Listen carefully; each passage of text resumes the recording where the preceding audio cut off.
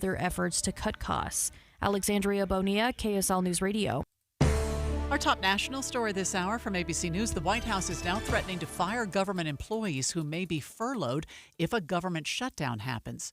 More from ABC's Rachel Scott. In past shutdowns, federal employees are furloughed and then they typically come back to work once lawmakers reach a deal. But the administration is now directing agencies to consider firing employees working on programs that are not consistent with the president's priorities. Democrats are calling that intimidation. They are not budging on this, and the president is now refusing to meet with them. So this is a stalemate with just 5 days to go. The deadline is to pass a bill. Or the deadline to pass a bill is Wednesday. Your money at this moment, the Dow is up 132 right now. That's 0.3%. We're at 46,080. Coming up, we've got a chance of rain for the next few days. KSL weather is next. KSL News Time, 9:02. A reminder about the simplest way to get updated for your day. Hit your KSL preset when you jump in the car, and we'll take care of the rest. Hear key news updates and traffic reports. Andy and Amanda from 5 to 9 in your car. KSL News Radio at 102.7 FM. You're listening to Leaf Filter Radio, and the guru of gutter protection himself, Chris Coonahan, is here to take your most pressing leaf-related questions. Hey, everybody. Chris here. I understand we have Ron on the line. Ron, where are you calling from? Uh-oh. Ron, are you calling from a ladder? Well, I was. I wanted to ask Chris what I need to do to get my gutters ready to have Leaf Filter installed. Oh, Ron, you don't have to do anything. A Leaf Filter Trusted Pro will come out and clean out your gutters, realign and seal your gutters, and install Leaf Filter, America's #1 gutter protection system. So I didn't need to get on this ladder? Ron, Leaf Filter Trusted Pros are in your neighborhood and ready to help. Just visit leaffilter.com/deal to schedule your free gutter inspection and get up to 30% off. Thank goodness. What was that site? That's leaffilter.com/deal for your free gutter inspection today. See representative for warranty details. Promotion is 20% off plus a 10% senior or military discount. One discount per household. At Peach Windows and Doors, they help homeowners stay in the homes they love while upgrading to the elegance, efficiency, and natural light of today. With hundreds of 5-star Google reviews, their clients know Peach Windows and Doors deliver what they promise. I wanted to replace standard-sized French doors with a large custom sliding door. The update required checking a weight-bearing wall. Plus, I wanted a couple of different styles of windows. The new sliding door created a much brighter and open look. Peach was so helpful along the way with recommendations and ideas, and the installers were efficient and respectful of my space. I was thrilled with Peach Windows and Doors. Give your $1 million home the $1 million feel it deserves. Don't wait on that someday project. Visit Peach Windows and Doors Salt Lake Showroom. Schedule a free in-home visit. You can also explore at peachwindowsanddoors.com or just call them at 801-566-1255. Peach Windows and Doors, where amazing home transformations begin. The Management Minute is a service of the MBA program in the John M. Huntsman School of Business at Utah State University. I'm Professor Scott Hammond. I spoke with the hiring manager who told me that 3 of the 10 resumes that he had in the top listed pile were almost identical. Same wording, same experiences, same interests, but different names. The candidates had used the same AI program to modify their resume to fit the job description. It was no surprise that the AI-based hiring program labeled them as one of the top candidates. But it got worse. Other candidates had almost identical answers in the phone interviews because AI told them what they thought the employer wanted to hear. Much as we would like the computer to tell us who to hire, successful managers will still need to use the basic interpersonal skills to make the right hiring decision. If you want to know more about how to make good hiring decisions, consider an MBA at Utah State University. Go to utahstatemba.com. That's utahstatemba.com. I'm Scott Hammond. Hope to see you in one of our classes. Traffic and weather together brought to you by Mountain America. Turn everyday spending into an extraordinary escape. And here's Heather Kelly. Well, 12th Street in Ogden is a parking lot, literally both eastbound and westbound, due to a train that had been stuck on the tracks for almost 30 minutes. Now, the train has started moving again. It's been moving for about 10 minutes, but it's still going. I don't know how long the train is, and in the meantime, nobody's going anywhere, eastbound or westbound on 12th Street. You have delays from I-15 eastbound to the railroad tracks and westbound from Wall Avenue, so you may want to consider an alternate route in the Ogden area. And then northbound I-15 in Utah County still has slowing between Springville and Provo due to a crash in the final cleanup stages. Heather Kelly in the KSL Traffic Center. It will be partly sunny today with a chance of storms. We've already seen some rain in parts of the state. Highs in the low 80s today and tomorrow. Right now it's 71 degrees. I'm Amanda Dixon from the KSL Common Spirit Health Studios. Listen online at kslnewsradio.com. We're Utah's news, traffic, and weather station. The all-new Inside Sources. Your inside access to the people and policies shaping Utah's future. Here are Greg Skordas and Holly Richardson on KSL News Radio. We're learning today that yesterday afternoon, a federal grand jury in Alexandria, Virginia, indicted former FBI Director James Comey. Here's ABC's Jacqueline Lee with details. The 64-year-old is being charged on 2 of 3 counts sought by prosecutors. 1 count of making false statements and 1 count of obstruction of justice. Sources tell ABC News this comes just days after President Trump issued a public demand for his Justice Department to act now to bring prosecutions against Comey and other perceived political foes. On orders from President Trump, the new U.S. Attorney for Eastern Virginia, Lindsay Halligan, urged a grand jury to indict former FBI Director James Comey. Halligan was once one of the president's personal lawyers, sworn in earlier this week. It's interesting. Yeah, the timing of it is very important, and because Comey testified before the Senate Judiciary Committee on September 30th, 2020.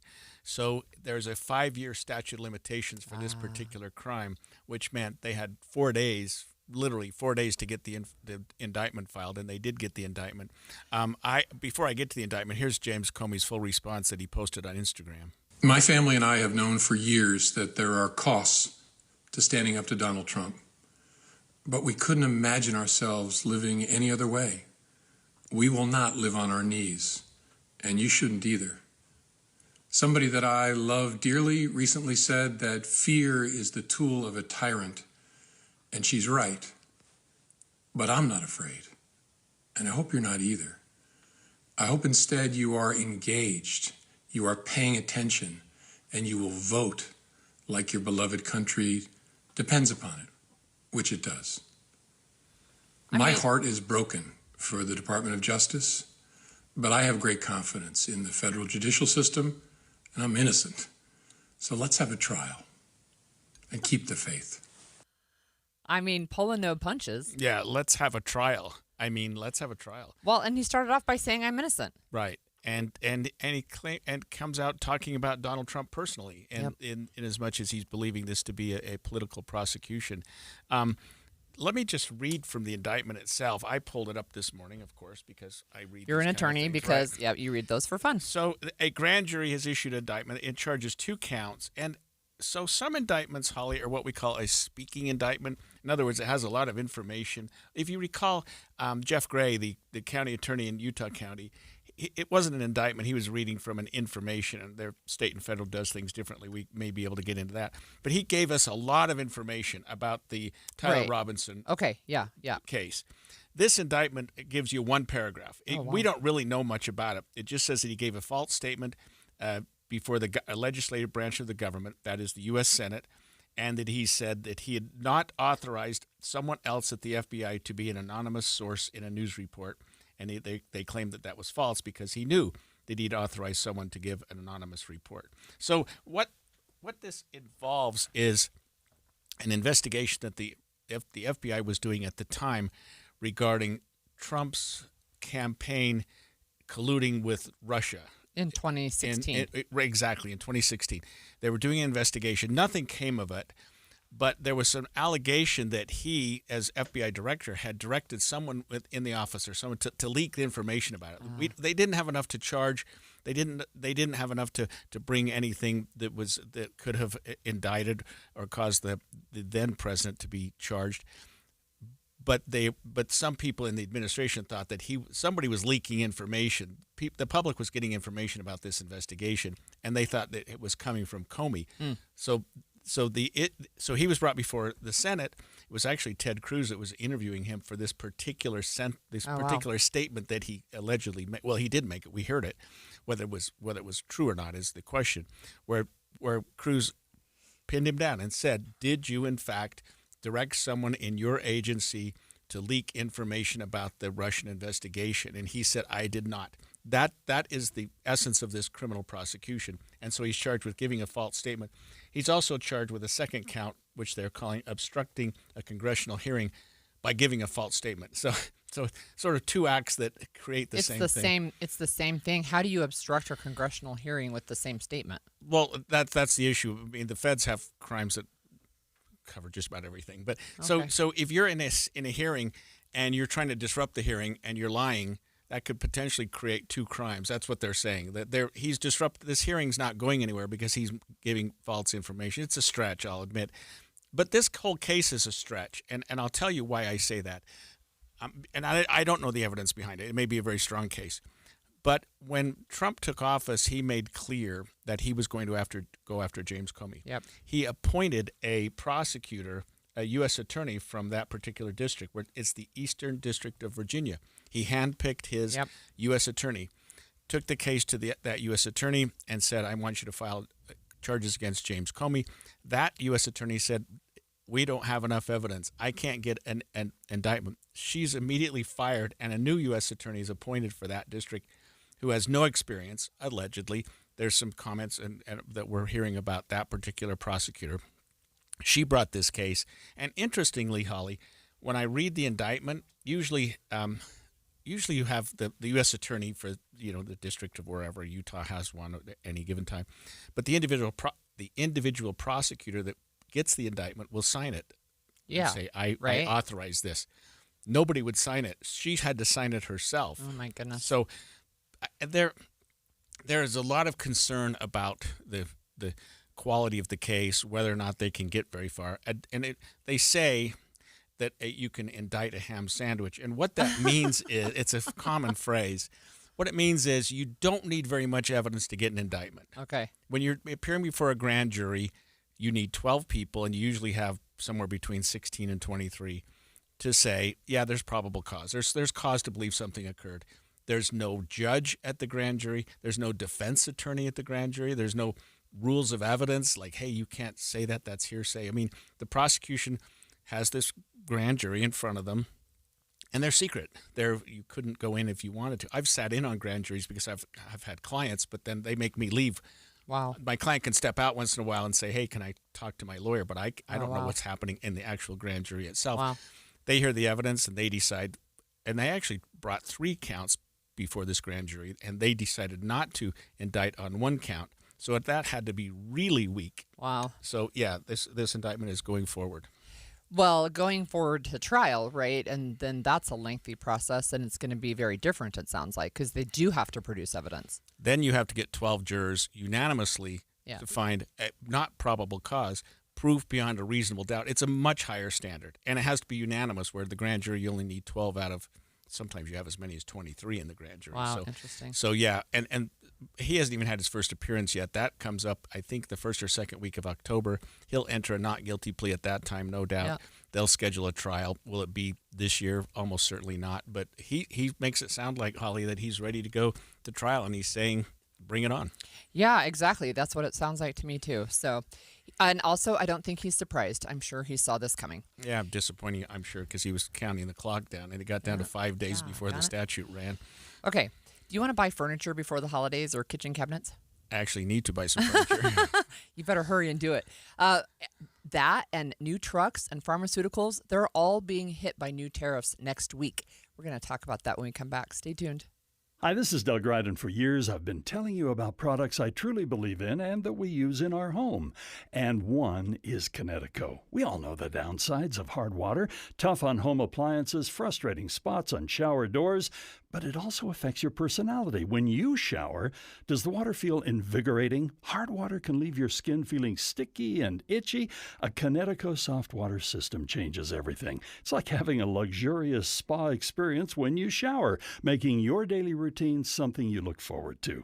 Kinetico, it's a difference you can feel. Their patented system uses far less salt than competitors, and they're exclusively focused on water softeners. They're the experts in their field, and they'll show you the difference for free with no obligation to buy. Call Connecticut Quality Water Systems of Salt Lake, an authorized independent dealer, at 801-576-8600, or check them out online at softwaterutah.com.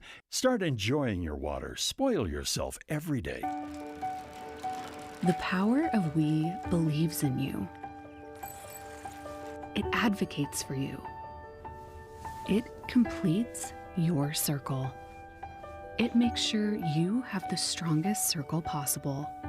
And with Intermountain Health in yours, you'll always have the care you need to live the healthiest life possible. That's the power of we. Intermountain Health. Vanity Fair calls BritBox a delicious streamer. Collider says everyone should be watching. Catch Britain's next best series with BritBox.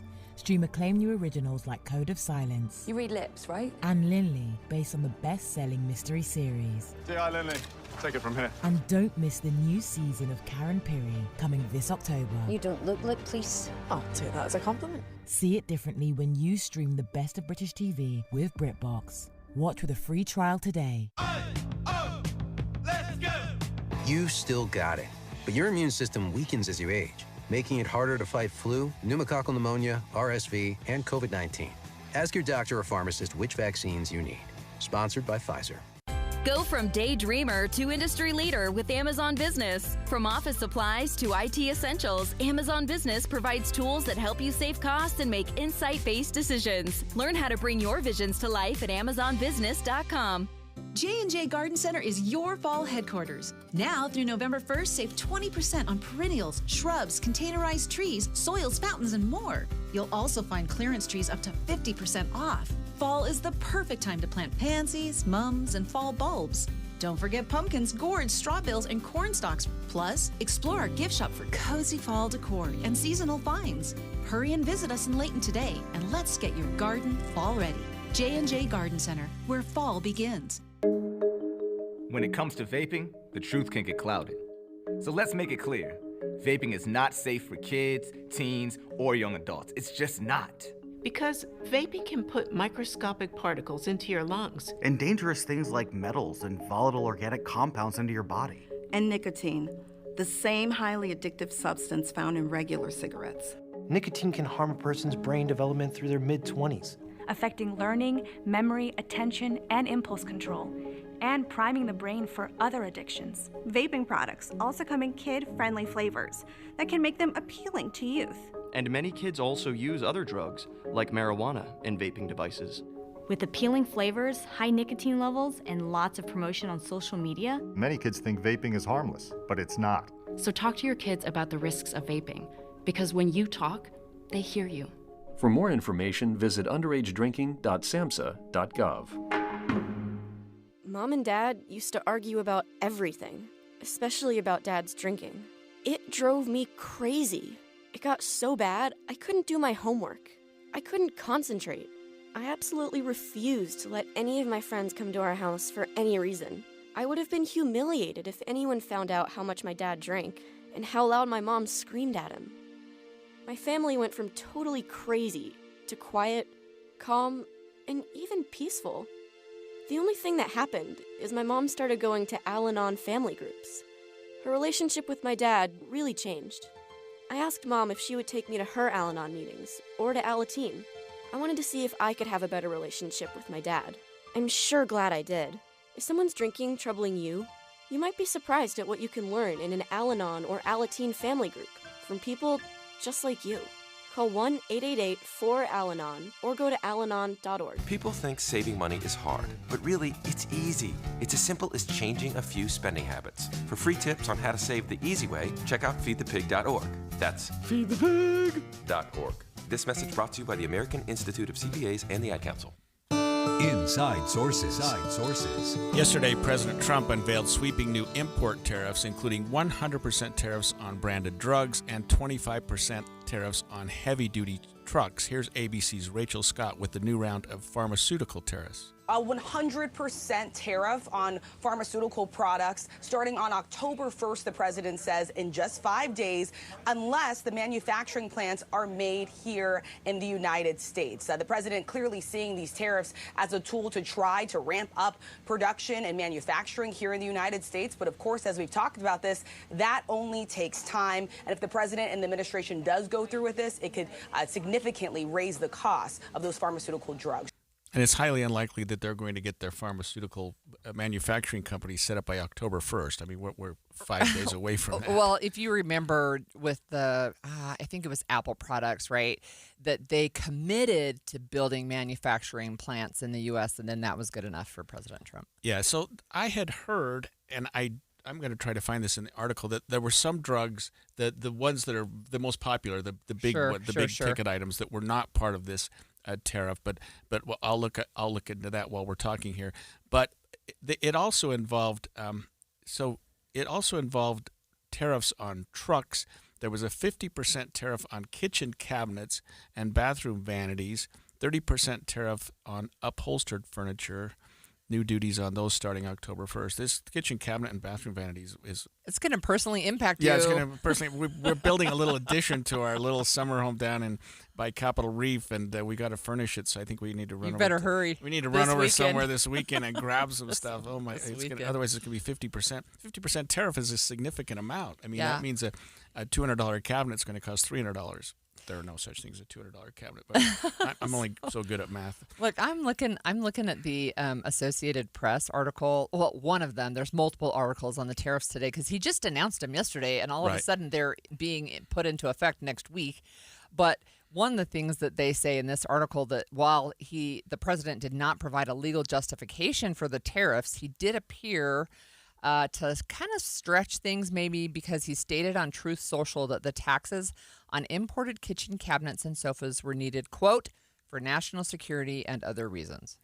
Yeah, I mean... So I do have a question about what national security impacts come from kitchen cabinets. Yeah, I mean, he's got to put that hook into it to justify doing this. Otherwise, Congress has the ultimate authority to impose taxes. Right, and exactly. To raise revenue. So the president can do it in cases of national emergency, national security, that type of thing. And so he has to put that in. He may have some justification for it, and we'll hear from that down the road, whether it's the countries that are importing those to us or exporting those to us that were or whatever. But 100% on pharmaceuticals, that's hard because a lot of people, especially those who don't have insurance, will be hit the hardest by that, which is a population that can least afford to have to pay now double what they're paying for their current medication. The 100% tariff means you just literally overnight double the price. That's right.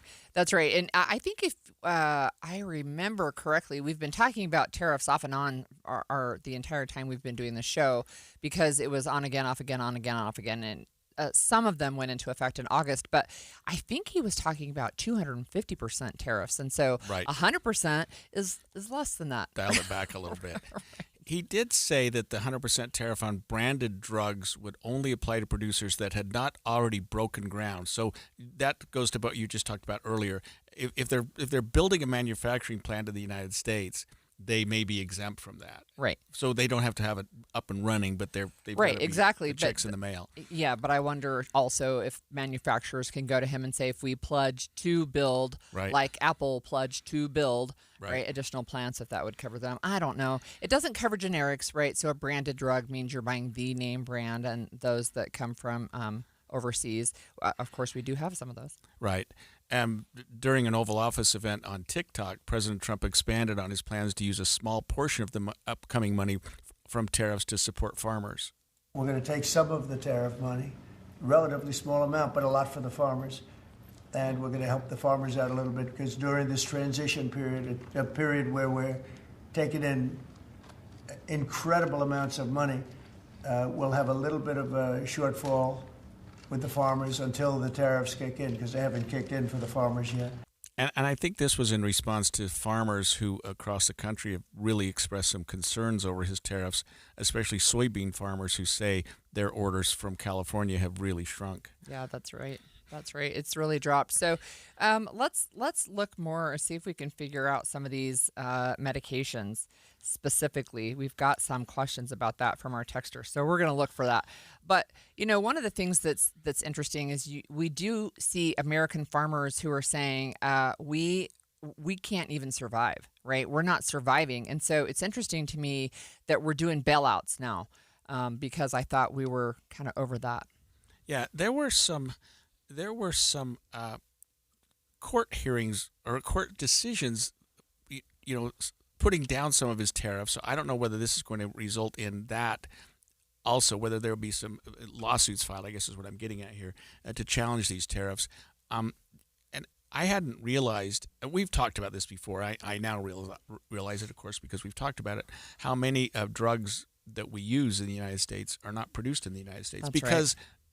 I guess naively, I think, well, we probably created them. We probably invented is not the right word, but we didn't on all of them though. So that's I mean, there are a lot of European countries that have done that. So look, to answer our texter's question, there is not a specific list yet of impacted drugs because companies that import some of them already do have a manufacturing plant in the U.S.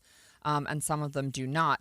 But one of the things that I am seeing is the company that produces one of the weight loss drugs, I think. So it's, let me see. I think it's not Pfizer, but Pfizer is in Ireland, and Ireland is the top country, actually, that imports branded drugs to the U.S.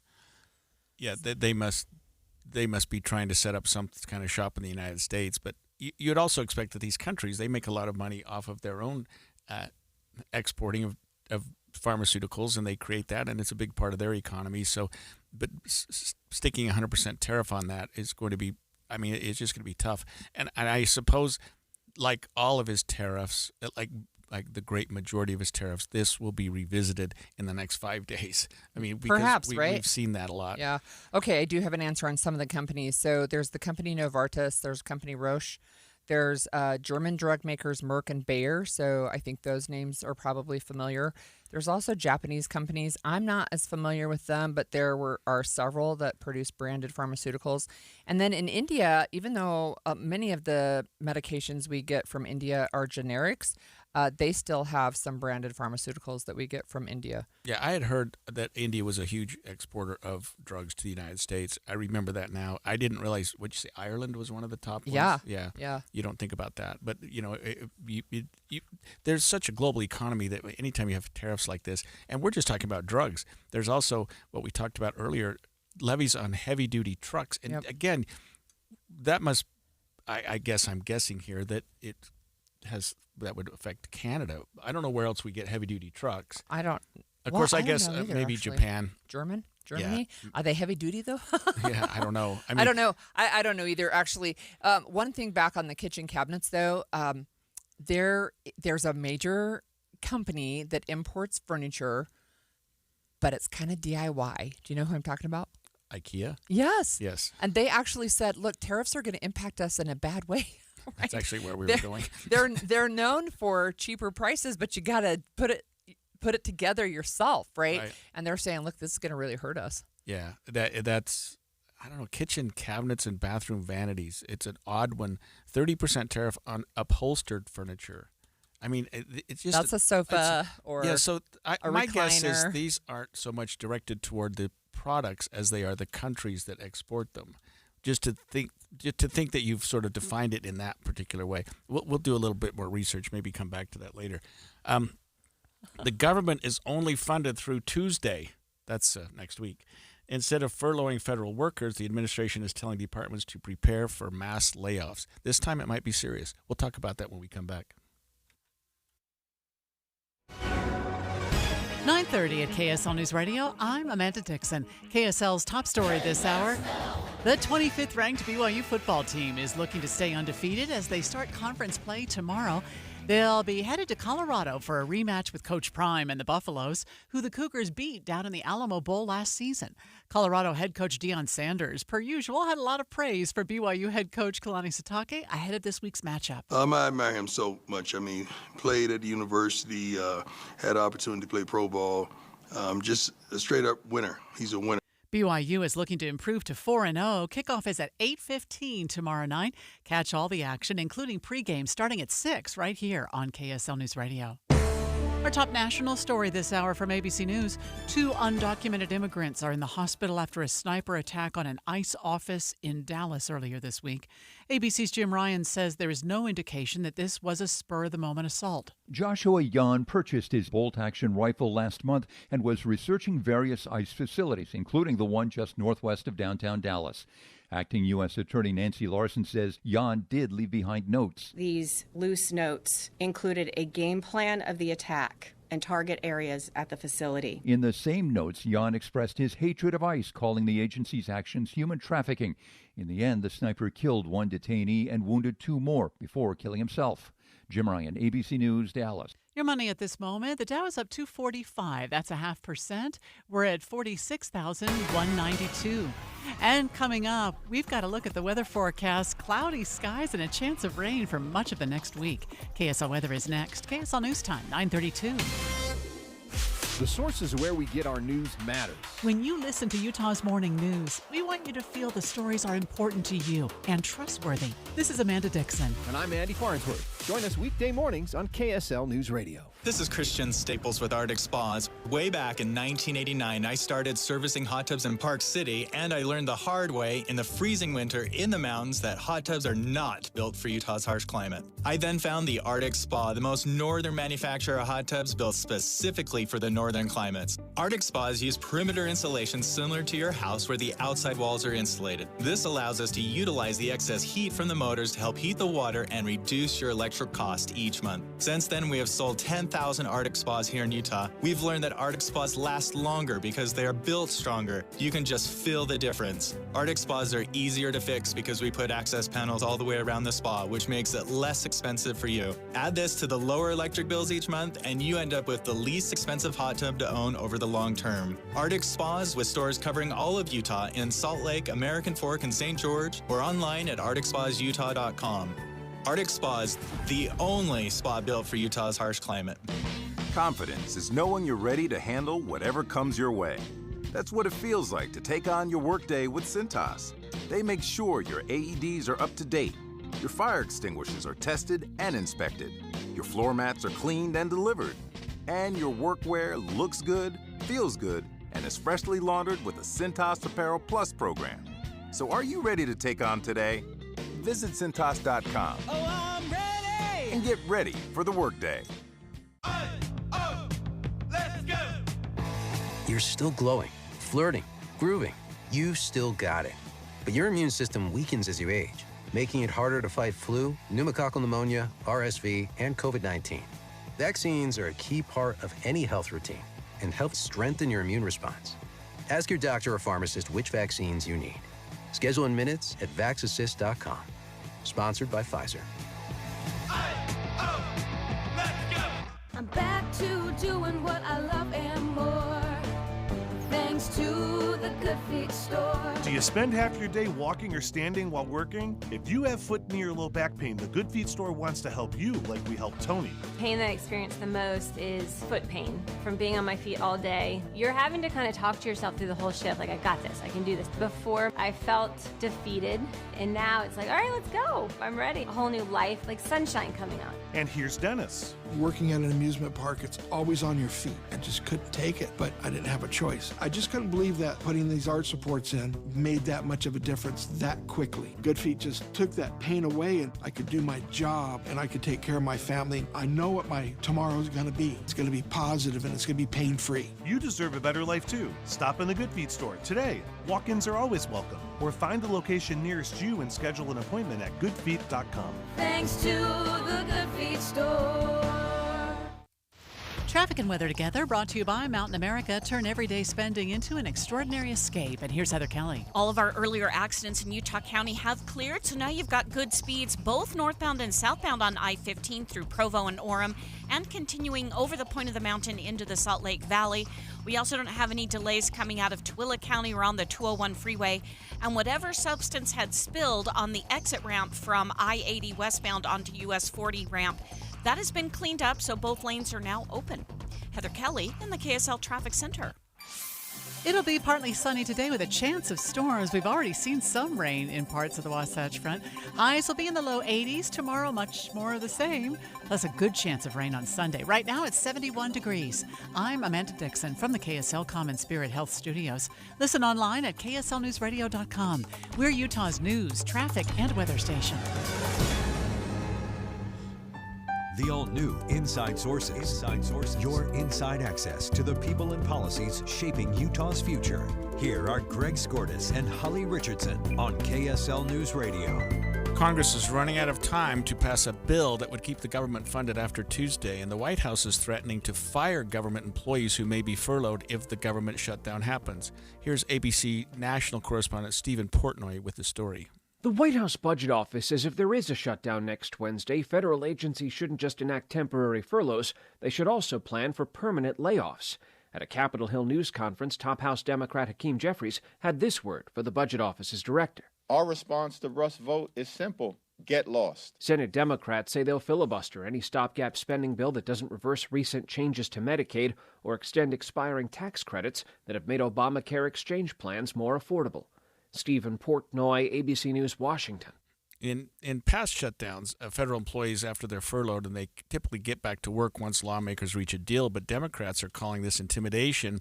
We just heard from House Minority Leader Hakeem Jeffries. Here's more from him. We will not be intimidated by these threats coming from the most extreme parts of the Trump administration.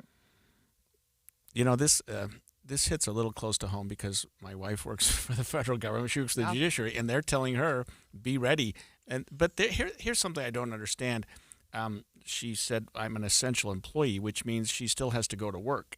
And not get paid. She just won't get paid, which is odd. That's nice. Yeah, so I don't know. They probably don't fire them because they're essential employees. But in the past when that's occurred, I believe that when things got back in order, they made up the pay. But they did back pay. Yeah, she'll be working starting the first or second week of October without pay for probably at least a pay period or two. Who knows? This could go on for some time, and it appears that it might look like, Holly, that the Democrats are the reason that it's going to happen this time. Look, one of the things that I think both sides are doing is a game of chicken with the country's finances, because they both think the other side is going to blink first, right? President Trump is saying we're going to, instead of just putting people on leave, basically unpaid leave until they come back and then we'll fill the back pay, he's basically saying we're just going to fire you all. Just prepare for mass firings. Not everybody. He's not going to fire everybody.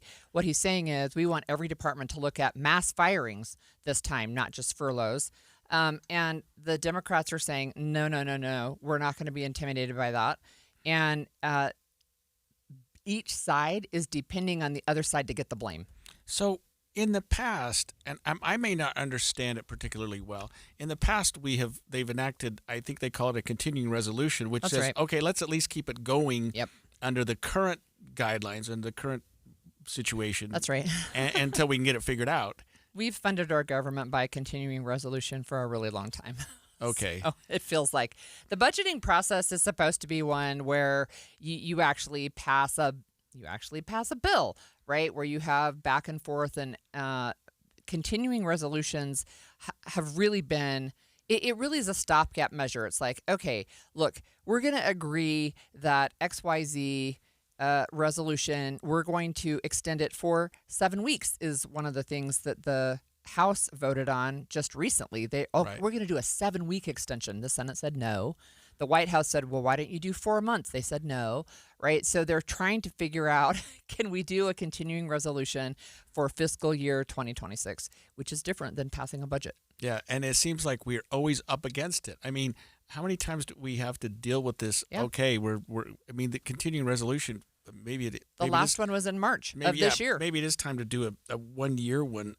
This also follows a directive, I thought, from the administration that they were rehiring 3,000 employees, including several hundred for our own Ogden IRS, which, by the way, I think the IRS is one of the largest employers in Ogden City or Weber County, and they were hiring back a large number of employees. Well, this would seem to put a stopgap to that. A few hundred employees. Yeah, isn't that interesting, right? So be ready to fire people. However, we're bringing people back. Yeah, this was the rehiring is a result of DOGE and maybe the overkill that happened when they did some mass firings there. And now they're saying, look, we actually went too far and we need to rehire some people back. I know the Ogden IRS is bringing fewer people back than were let go. Right. But they are still bringing people back. Yeah, the number was smaller, but yeah, it was. But I mean, they're not bringing anybody back if we're doing a government shutdown. Well, you would think, but the news stories are coming out the same day. And it also, I think Congress is in recess, so they're not going to be doing anything about until it next week. Yeah, and the shutdown starts in 5 days. Is that what we heard? Yeah. Yeah, they've the funding, got to get something done pretty quickly. So they're going to get back together. I don't know. The continuing resolution that they passed in the spring only goes through September 30th. So effective October 1st, they are no longer officially funded. Yeah, 5 days. And I don't know that they're planning to be back in session before then. I think the House doesn't come back until the 7th of October. So we're going to be shut down. I don't know. Yeah, I don't know. Well, that affects a lot of people, and it's going to be this time. It looks like it's this time. We always get up against it, and it's always like you say, who blinks first? This time, it seems like it's probably going to happen, and the administration has said, let it happen. And Republicans are saying it's on the hands of the Democrats, and the Democrats are saying, how many more of these continuing resolutions can we have? We've got to get this thing figured out at some point. Yeah, it's interesting. If you want to know a little bit more about government shutdowns, the longest one happened under the first administration of President Trump. It was 35 days of shutdown. Yeah. That's a long time. We remember that one. The next longest was 21 days, and that was between President Bill Clinton and House Republicans over budget priorities. And then the third longest was 16 days, and that was back in 2013 when Republicans were opposed to funding the Affordable Care Act. So, eventually a deal will be reached. Eventually the government will continue, but it impacts real lives, right? So we know, like the National Park Service, they're not considered essential employees, so they're not going to be going to work. It looks like next week, unless something miraculous happens over the next couple of days. And a lot of people will be going to our national parks. It seems like, at least in Utah, and I don't know whether this is the case, and I'm certainly not committing anybody. I think that our state has stepped up to the plate and said we'll keep the national parks going and operable and staffed while this occurs. But we haven't heard anything like that from our state administration yet. But they've done that in the past. I thought they have. the governor did that once. They have, and I think they're pretty good. Especially we're going in. It's a really, really beautiful time of year, right, to be going down into the national parks and state parks, right? So it's it again has real impacts on real families to be furloughed or laid off from your job. So what I don't understand is now Trump saying, if you're furloughed, you may not come back at all. Is that his way of just cutting back, doing more of what? So yes. I don't understand what the message is there. Well, the message is, again, to prepare for mass firings, not just furloughs. So furlough, to me, furlough is saying you're basically taking unpaid leave until we resolve this, and then you can come back. You're not fired. You're just put on unpaid leave while they work out the funding. But he's saying to different departments, you need to go through and start looking at mass firings. Yeah, but it seems like he's punishing the wrong people. I don't know. That doesn't make sense, because he should be talking to Congress and the Democrats as well, and say, this is how he talks to Congress. You need to get something done here instead of, hey, we're just going to fire you all. Look, so this was a memo released Wednesday night. The Office of Management and Budget said agencies should consider a reduction in force for federal programs that is not people who are not consistent with the president's priorities. It's a loyalty test. Yeah. Well, it looks like the government is going to be shut down next week sometime, and for how long we'll find out. Maybe. All right. Do you pay for Amazon Prime? I don't. I do. I don't even use Amazon. Oh, okay. My All wife right. does. Well, some people were duped into paying for it, and a new settlement alleges that Amazon deceived customers by a lot. Their fine is pretty big, and we're going to talk about what the payout is.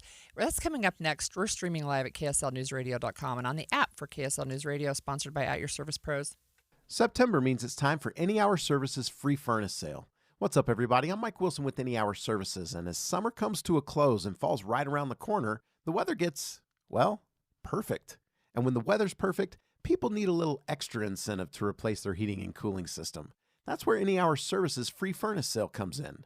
For the month of September, when you have Any Hour Services install a new air conditioner, we'll give you a new furnace for just the cost to install it. About $400. The furnace is free, you just pay the labor. And there's no catch. There's no raising the price on the air conditioner first. There's no making you buy the most expensive air conditioner to qualify. There's none of that. There's just a desire to keep our technicians working while the weather's mild and a genuine appreciation of you for helping us keep them busy. So if you've been thinking about replacing your old furnace and air conditioner and want to know exactly how much you can save during our free furnace sale, call Any Hour Services today and schedule a free estimate. Google Any Hour Services or schedule online at anyhourservices.com.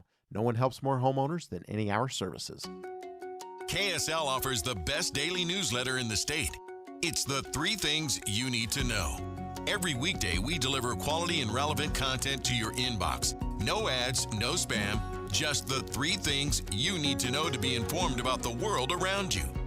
Subscribe today. Visit KSLNewsRadio.com or text the word inbox to 57500. That's inbox to 57500. $5,000. That's the average amount of money people in the U.S. are now spending on gas in a year. $5,000. That's crazy. If you drive, you have to download Upside, the free app that gives you cash back every time you get gas. That's right. You can earn real cash back with Upside just by buying the gas you're already buying. You can literally start earning cash back today. I use Upside every time I fill up, and I've already made around $300. You're putting gas in your car anyway. Why not get real cash back? If you like free money, download Upside. I'm saving the cash I earn from using Upside to help pay for a vacation later this year. Download the free Upside app now to earn cash back every time you buy gas. Use promo code COOL to get an extra 25 cents per gallon on your first tank. You can cash out anytime right to your bank, PayPal, or a gift card for Amazon and other brands. Just download the free Upside app and use promo code COOL for a 25 cents per gallon bonus on your first tank. That's code COOL for a 25 cents per gallon bonus. Hey, this is Dan, the laptop man from PC Laptops. Let me tell you an amazing story.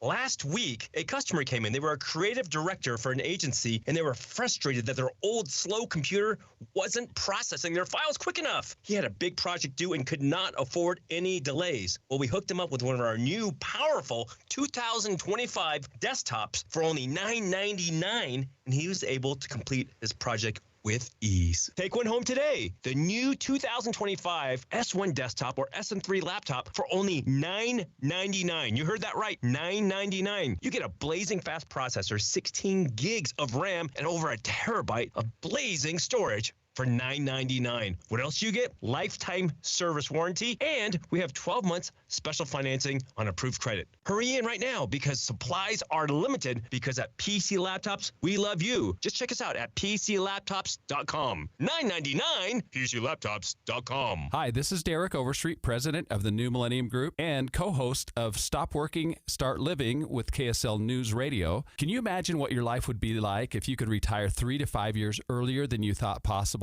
The things you could do, the loved ones you could spend time with, the memories that you could create.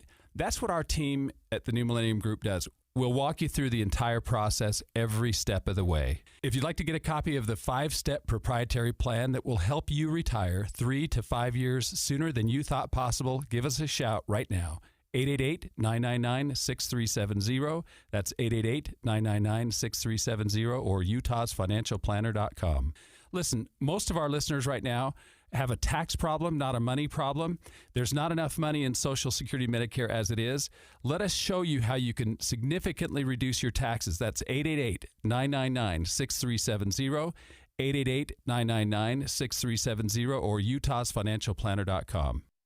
Over the years, you've brought them into your home. You were prescribed opioids after the C-section and after Dad's back injury. They helped when you were in pain. and you held on to them just in case. But did you know holding on to unused opioids puts your family at risk? Trouble with opioids can start at home with unused medicines such as pills, patches, and syrups. You can remove the risk and protect your family. Find out how at www.fda.gov/drug disposal. The new Inside Sources.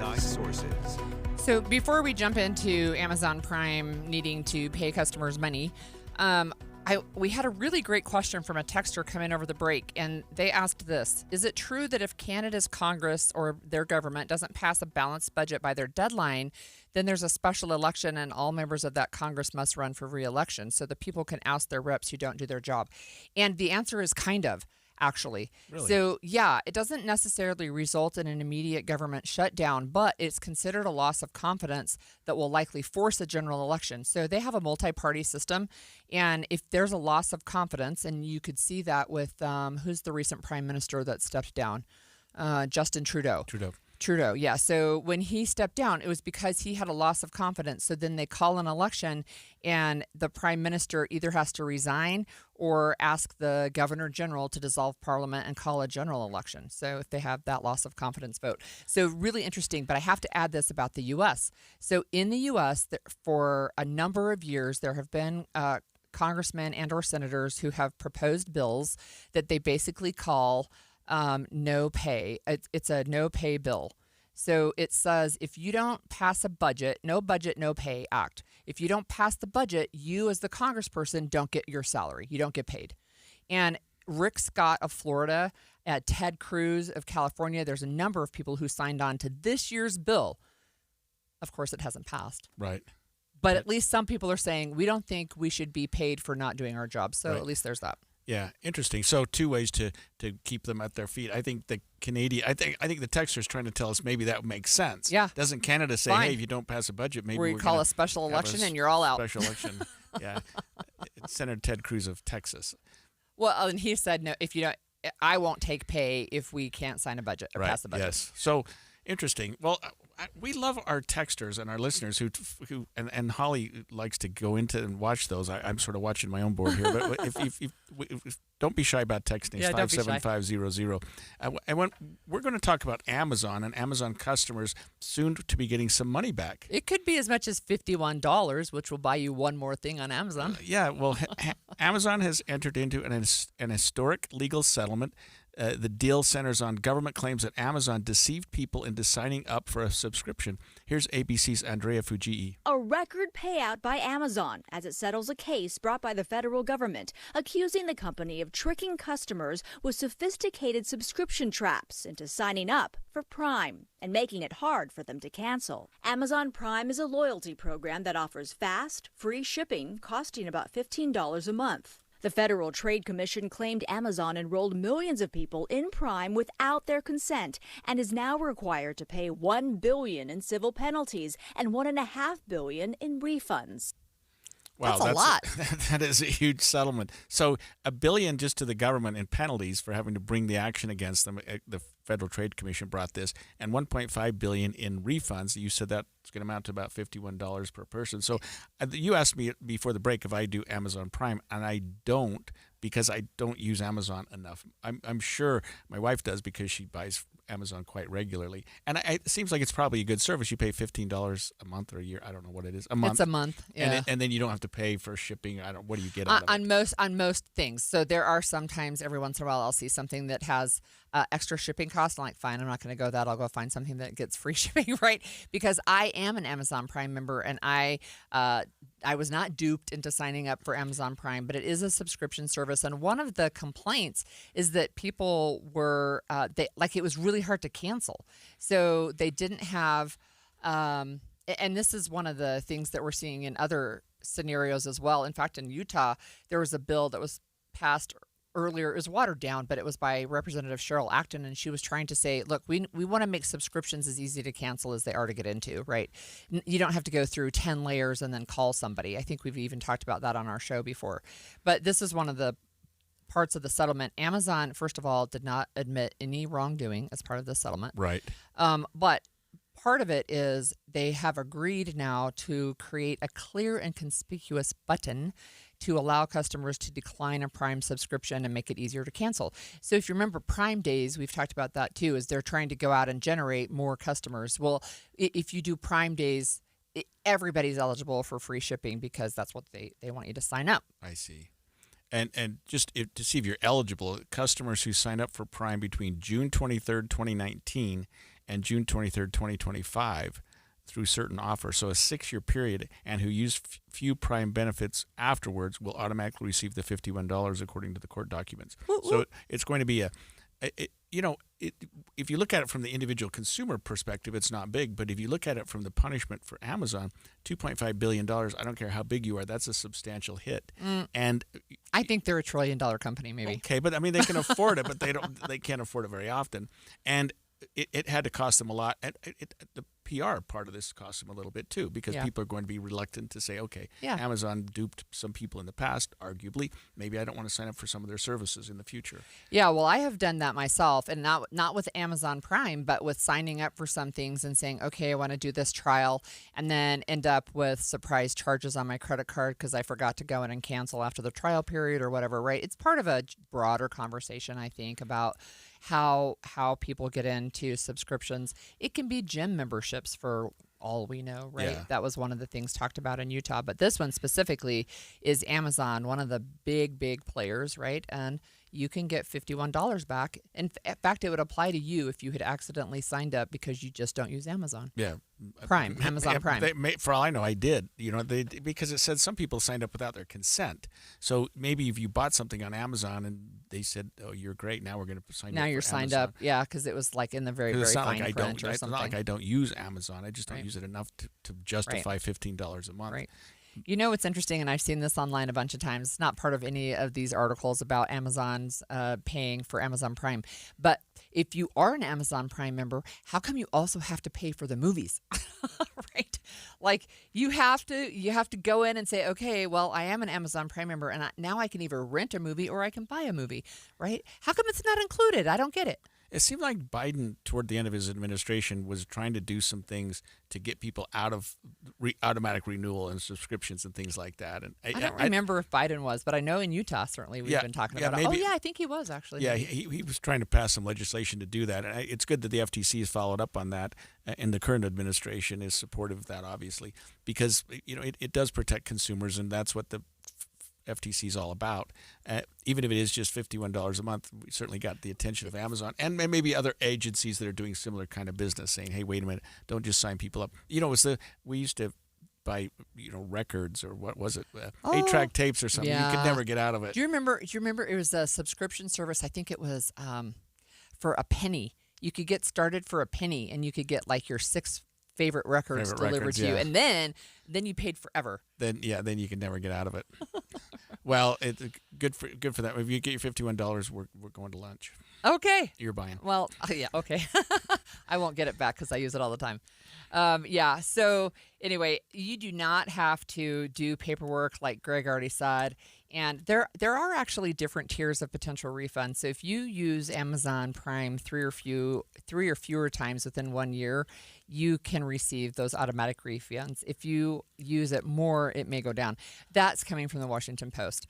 So anyway, you're going to stay with Amazon Prime. I mean, this isn't dissuading you from anything. No, and the Reuters article on it is like, look, Amazon investors are shrugging their shoulders, literally saying we don't think this is going to have any impact on the bottom line. Probably not. Amazon is just a monster right now, but they've done a great job. I mean, they've knocked a lot of businesses like your Kmart type of businesses. Well, do you remember when Bezos started it? Jeff Bezos, he said, "We want this to be the everything store." And it is. They've done a great job. I mean, literally I see everything. Amazon trucks in that neighborhood virtually every day, and they come by on Sundays. I mean, they come by on the weekends. Oh, yeah. I see them. They're all over the place. I order stuff, and I can have it delivered at 4 a.m. the next day. And it's crazy. I'm not plugging for Amazon at all, but also you can buy something and get it like a day or two later, as though there's some shop next door. We do. Well, we do. We have warehouses everywhere. And Amazon, in some big markets, they're trying drone deliveries. Yeah, amazing. One of our texters said, only some movies do you have to pay for. Many are included. Well, that's true, but it's still annoying that I have to buy it. Yeah. Well, let's go to TikTok because the saga of TikTok continues. TikTok was supposed to shut down months ago unless there was a U.S. buyer. Now President Trump has signed an order that will move the TikTok deal forward. Not everyone thinks the expected deal is a good one, however. More details after this.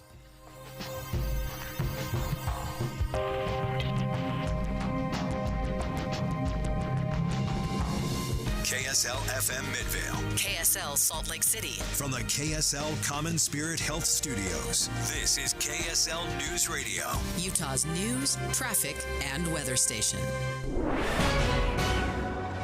10 o'clock at KSL News Radio. I'm Amanda Dixon.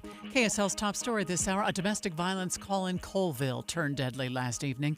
The Summit County Sheriff's Office says they responded to a call, but a man refused to come out. A SWAT team was called in to negotiate. After some time not hearing from the man, a drone was sent inside the house and found the man dead from what appears to be a self-inflicted gunshot. Our top national story this hour from ABC News, Defense Secretary Pete Hegseth is ordering general officers and admirals from around the world to head to Virginia next week for a meeting. But we don't have any details about what will be discussed. We get more from ABC News Chief Global Affairs Correspondent Martha Raddatz. In an unprecedented move, Secretary Pete Hegseth asking all U.S. general officers and admirals in command positions and senior enlisted leaders around the world to gather at the U.S. Marine Base in Quantico, Virginia. That means hundreds of senior officers. ABC reports even the officers asked to attend the meeting aren't sure what will be discussed. Construction is now underway for the Lone Mountain, Nevada Temple of the Church of Jesus Christ of Latter-day Saints in Las Vegas. Elder Michael A. Dunn, first counselor in the church's Southwest Area presidency, offered the dedicatory prayer. The Lone Mountain Temple will become the church's fourth operating temple in Nevada and the second in the city of Las Vegas. Your money at this moment, the Dow is up 161. We're at 46,105. Coming up, a nice weekend ahead. KSL weather is next. KSL News Time, 10:02.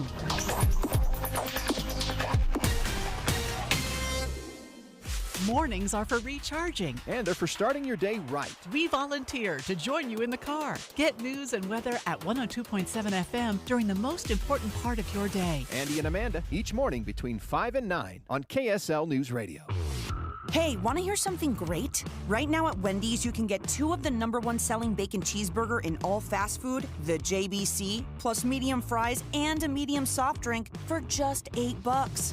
Want to hear something else great? Double the burger means double the bacon. Now that's a game changer. 2 of the #1 bacon cheeseburgers with fries and a drink for just $8. Gotta be Wendy's. Limited time only. U.S. price and participation may vary. Request $8 JBC meal deal to obtain discount. Individual items at regular price. Confidence is knowing you're ready to handle whatever comes your way. That's what it feels like to take on your workday with Cintas.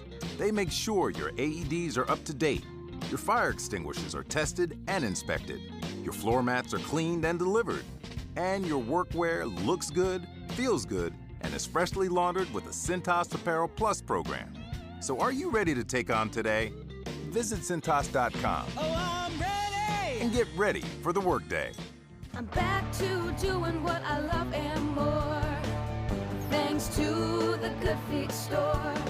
Do you want to walk, play pickleball, and enjoy other fun activities to stay healthy, but can't because you're in pain? Hi, this is Mike, and the Good Feet store wants to help you get out of pain. I just had difficulty walking when I had the pain. I tried them on in the store, and my foot felt so much better. Are you buying new shoes and inserts with little or no relief? I tried all kinds of shoes. It was the arch supports that made the difference from the Good Feet store.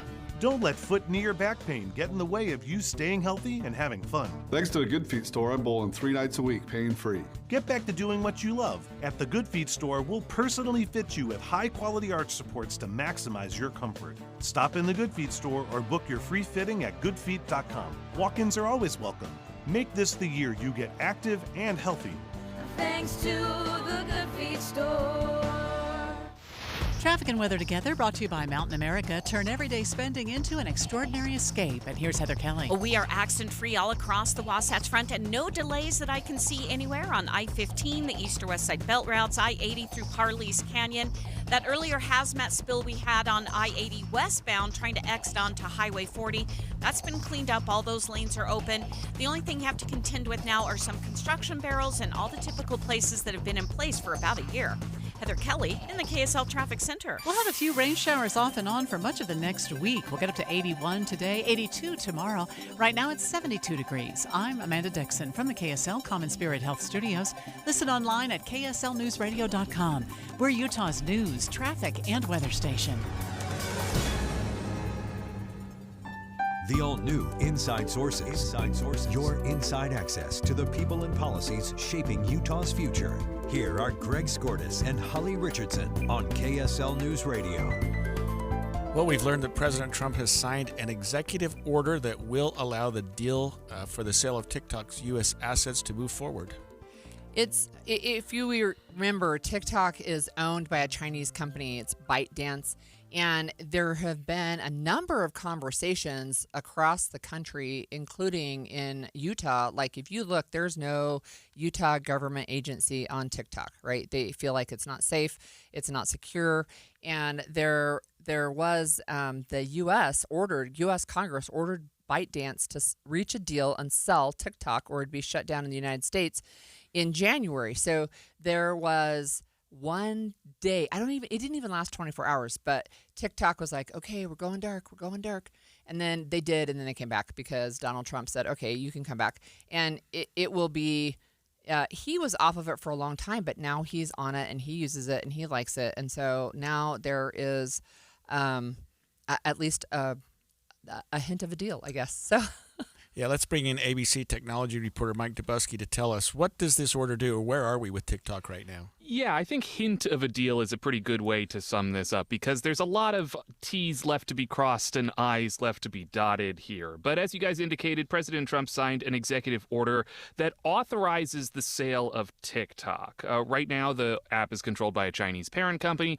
Lawmakers have raised concerns that that sort of connection to a Chinese parent company could invite spying on American users by the Chinese government, or sort of lesser concern that they could use TikTok to leverage pro-China messaging in front of American audiences. So last year, lawmakers passed this bipartisan deal, kind of trying to force a sale of TikTok to an American company or face a ban in the United States. And we've been going back and forth on this for about 5 years at this point. Back in President Trump's first term, he signed an executive order aimed at banning TikTok. Now we are finally kind of getting somewhere with this. Under this new executive order, this company will fall under the control of a new conglomerate, a new U.S. joint venture of American companies. According to Vice President J.D. Vance, this is a deal that is valued at about $14 billion. And it's worth mentioning here, while about 80% of this joint venture is made up of American companies like Oracle, Silver Lake and Andreessen Horowitz, which are venture capital firms. Also, Michael Dell and the Murdoch family are said to be involved, according to President Trump. The Chinese parent company, ByteDance, will retain about a 20% equity stake in TikTok. However, they won't have access to crucial security information or any of the data that's collected on American users, or indeed the algorithm, which is kind of the key piece of all of this. Interesting. So what is the process from here? I mean, TikTok still exists, right? It's still being used every day. Oh, yeah.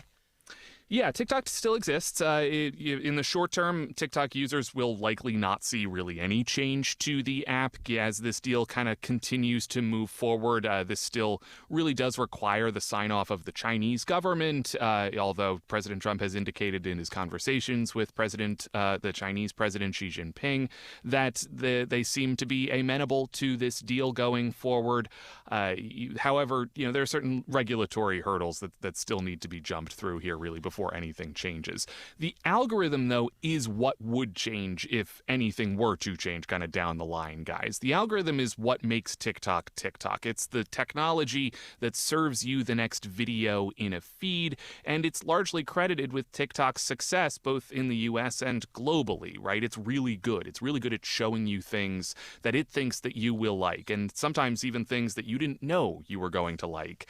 So if that were to change, and it seems like it's going going to, that could potentially impact TikTok's user base. The algorithm for TikTok is on China's export control list, meaning that it needs special approvals in order to be sold, and it doesn't seem like the Chinese government is amenable to doing that. So according to government officials, they're going to make a copy of that algorithm and make some modifications, make a more US-centric version of it. But how that's actually going to work in practice, is it going to be a very good algorithm, are questions that remain to be seen. Okay, so the algorithm is an example, and I think you articulated that really well, Mike. Is there also, I think I remember that we're talking about the purchase of TikTok's United States only, listenership or viewership. I don't know much about TikTok, obviously, but I mean, the U.S. portion of TikTok. Yeah, so TikTok's, I think what you're asking there is data, right? The American operations of TikTok are kind of held in the United States. There's a facility in Texas that they point to often to say that this is where we keep all the American user data. And though we are owned by a Chinese parent company, the American data stays here and it's operated and owned by Americans. That facility is owned and operated by Oracle, which is a big tech firm run by Larry Ellison, who's also involved in this deal in some capacity. Oracle will retain control of that facility, retain control of the sort of the safety and security of American data.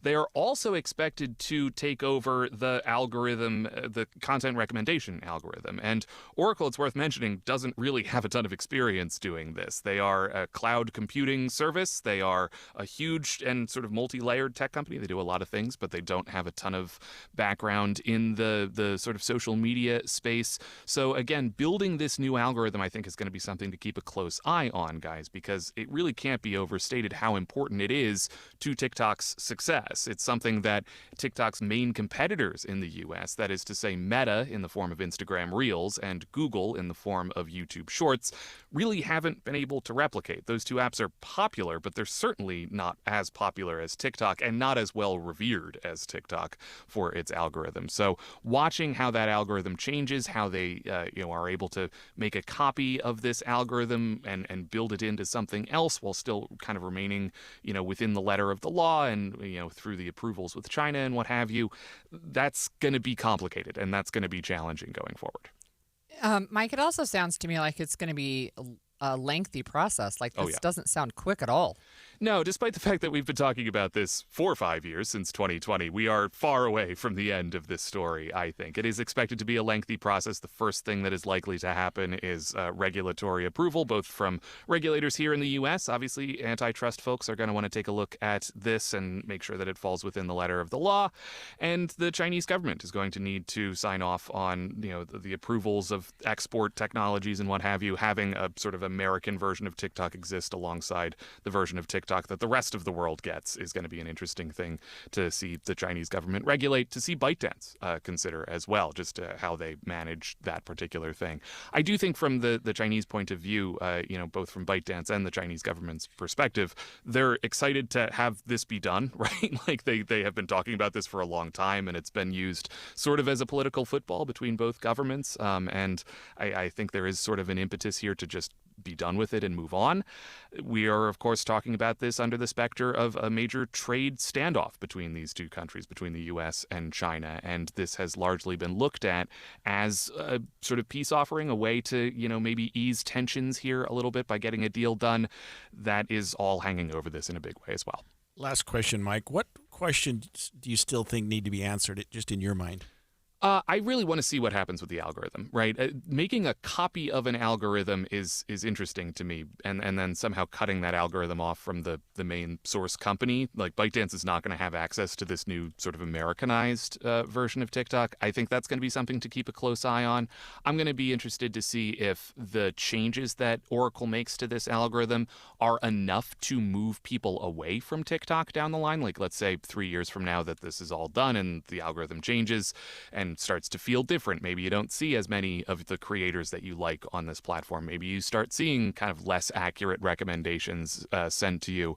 Is that enough to push you off the platform and onto something like Instagram Reels? I am skeptical of that in some ways, just because we've seen Elon Musk take over Twitter and turn it into X, changing the algorithm in huge ways as a result of that. And while people did sort of at the beginning move away from that platform to other platforms like Blue Sky and Threads, the main sort of corpus of people stayed there, right? Like they came back, right?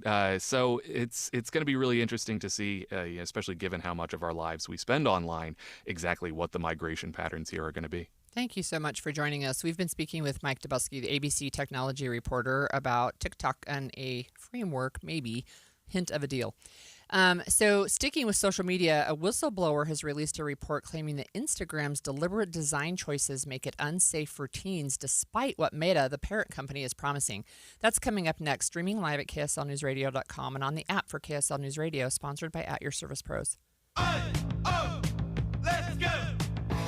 You're still glowing, flirting, grooving. You still got it. But your immune system weakens as you age, making it harder to fight flu, pneumococcal pneumonia, RSV, and COVID-19. Vaccines are a key part of any health routine and help strengthen your immune response. Ask your doctor or pharmacist which vaccines you need. Schedule in minutes at VaxAssist.com. Sponsored by Pfizer.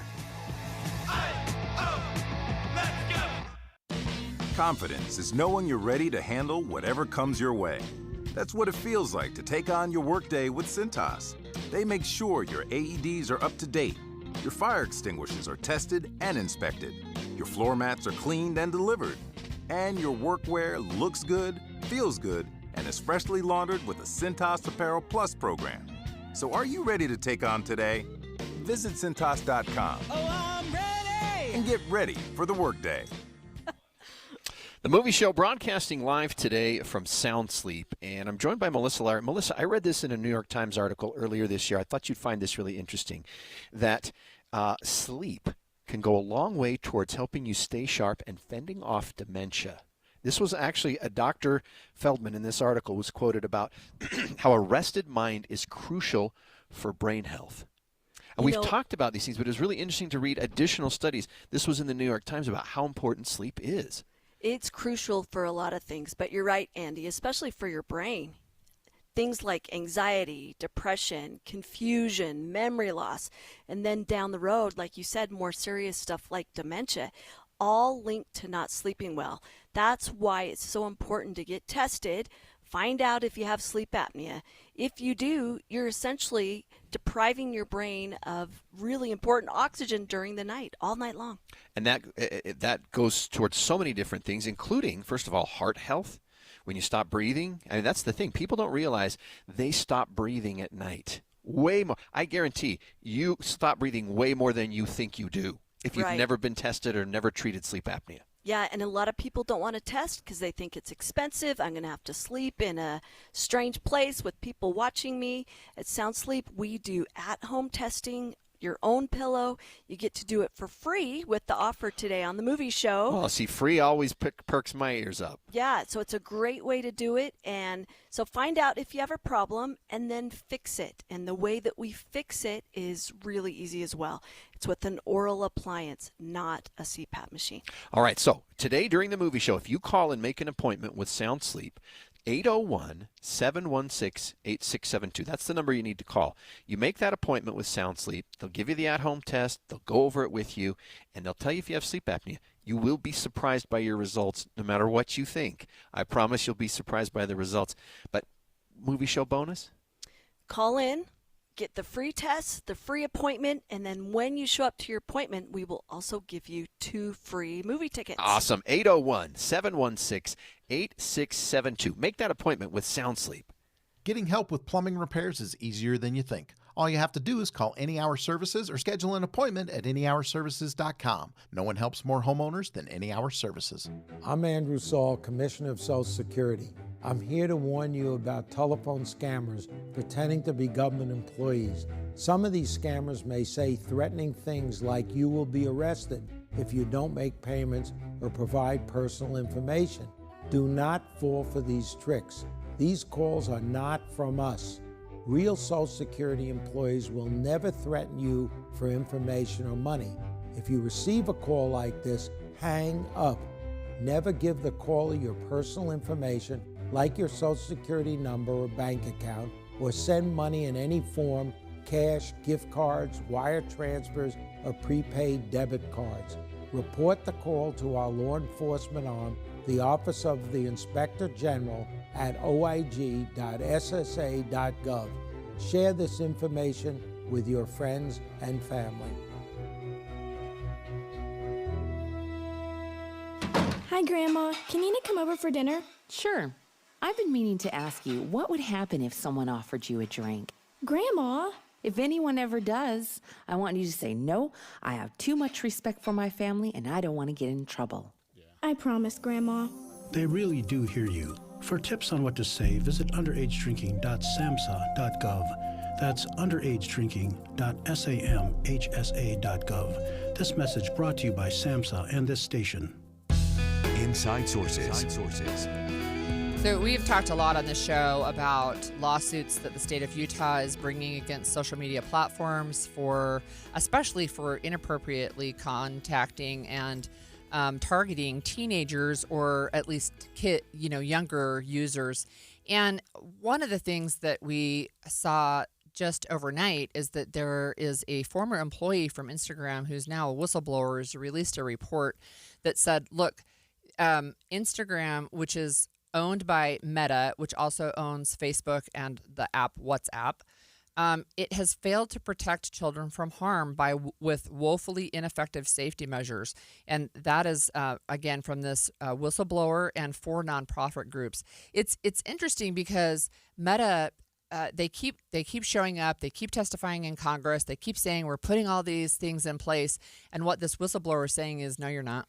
Yeah, and Meta keeps telling us what they are doing. Apparently, there were 53 safety measures that Meta talked about. 47 of those were examined by this group, and the majority of them are either no longer available or ineffective. Others reduced harm, they claim, but came with some, quote, notable limitations, while only 8 tools worked as intended with no limitations. So, I mean, Meta's, according to this, Meta's talk is different than what they've actually done. That's right. And the report focused on Instagram's design and not necessarily content moderation. But again, we've been talking about algorithms. We're talking about what is being fed to teenagers. And one of the articles, so that was the Associated Press that I was looking at. But this one is from Reuters, which says only that Meta is disputing the findings, saying it's really confident in how they're protecting teens online. Yeah, and I guess the proof is in the pudding because you can go on Instagram and see what they're doing. And let's face it, we talk about Instagram, we talk about TikTok, we talk about all these other platforms and what it's doing to our young people now. And legislators, in this case, it was even brought by a lawsuit brought by some attorney general, I think in New Mexico or something, against them, saying, "Hey, you're not doing anything to protect our young people. You need to get off the ball." So Utah sued Meta in 2023 for child addiction, harm, and deceiving parents about the dangers of Facebook and Instagram. So we've talked about this a number of times, but even earlier this year, this summer, there was our own Attorney General Derek Brown joined us to talk about this general call on Meta to place privacy limits on Instagram's location feature, right? Because it was turned on and then you could follow, like, child predators were following kids that they were able to connect with on Instagram. Yeah, it's funny that a lot of this has come from what we're calling a whistleblower, probably a former employer, former insider with Instagram, who's giving information about their own internal policies and procedures, and really the lack of internal policies and procedures to address exactly what they're claiming they're doing. So the whistleblowers come forward, and with these other groups, I guess 4 other groups, including some that are associated with some major universities, looking at their choices, looking at their design, looking at what they've done, more importantly, what they haven't done, and saying, you guys haven't followed through with your promises. Yeah. So the state of Utah, and this is not with any of the national reporting at this point, but the state of Utah is saying, look, this is part of an overall pattern of trying to get kids addicted to these platforms and feeding them harmful content.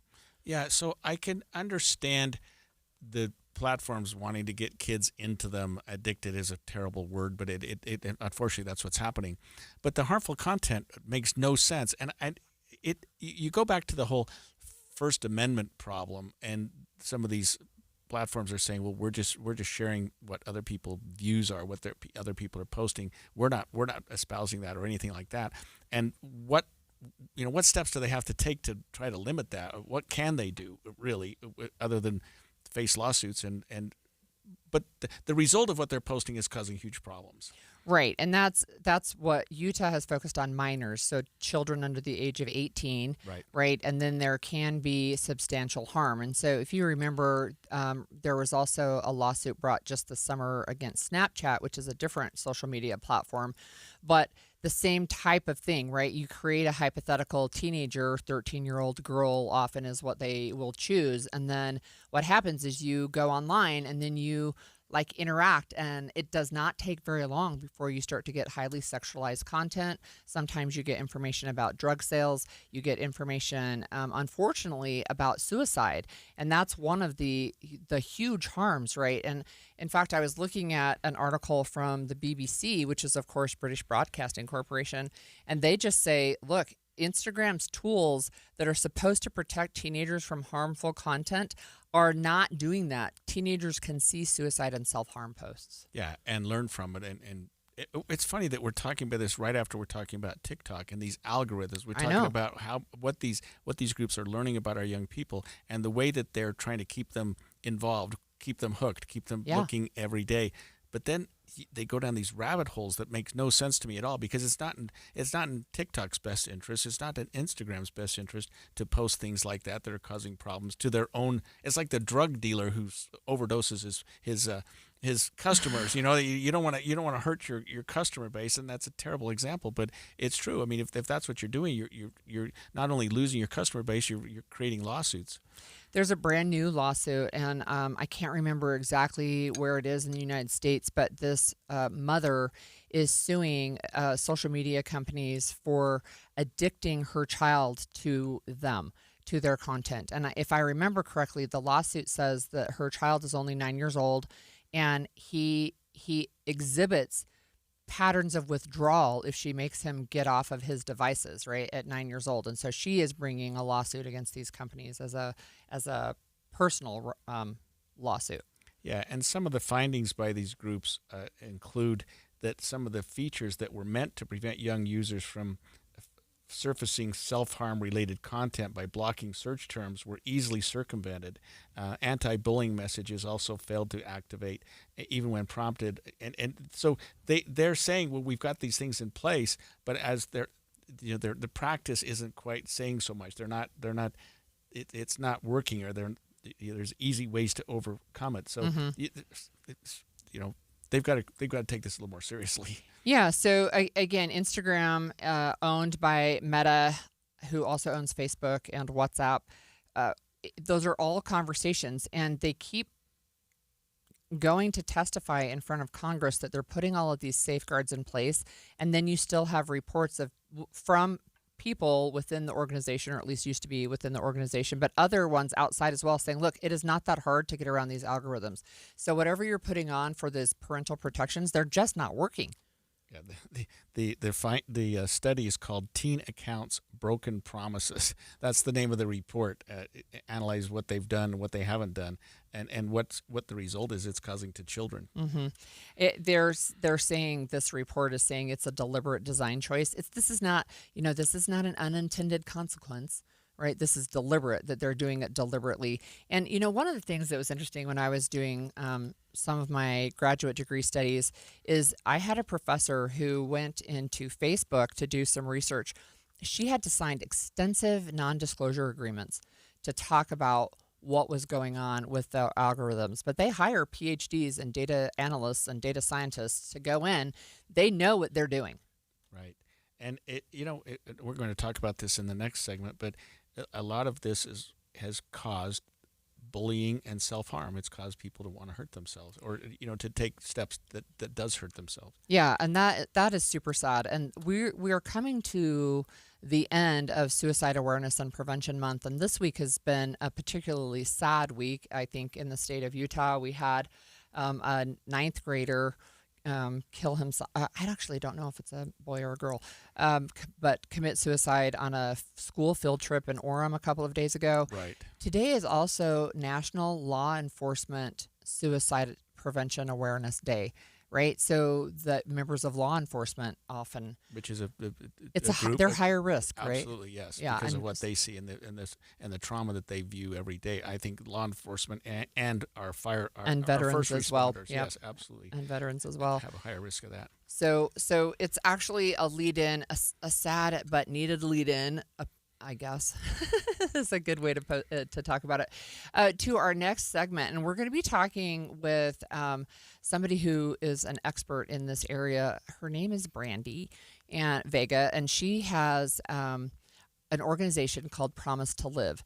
And when she joins us in studio just right after this break, she is going to talk to us about all of the work that she's been doing, including around the things that happened with Charlie Kirk on UVU's campuses 2 weeks ago. Stay with us at the break.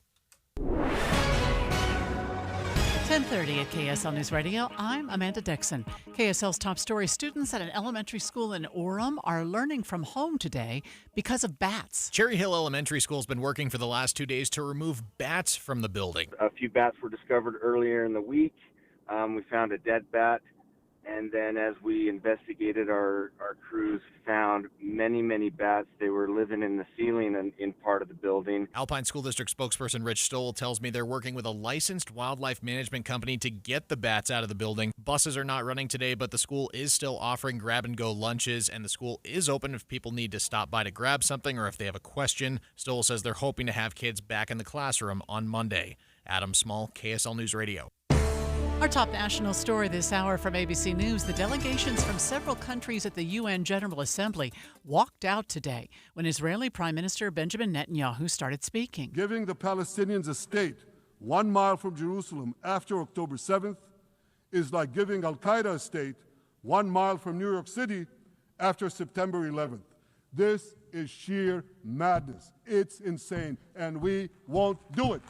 Netanyahu says Hamas and Palestinian Authority have been given the opportunity to have a state in the past, and they always respond with violence. Your money at this moment: the Dow is up 288 right now. We're at 46,236. Coming up, a few morning showers, but it should be a nice afternoon. KSL weather is next. KSL News Time, 10:32. A reminder about the simplest way to get updated for your day. Hit your KSL preset when you jump in the car, and we'll take care of the rest. Hear key news updates and traffic reports. Andy and Amanda from 5 to 9 in your car. KSL News Radio at 102.7 FM. The movie show live today from Sound Sleep Medical. We're at one of their 6 locations. We're at Sandy today, but they have locations in Clearfield, Murray, Sandy, American Fork, Provo, and St. George. And I'm joined now by Melissa Lowry from Sound Sleep Medical. Melissa, I haven't gotten enough sleep this week. It's my own fault.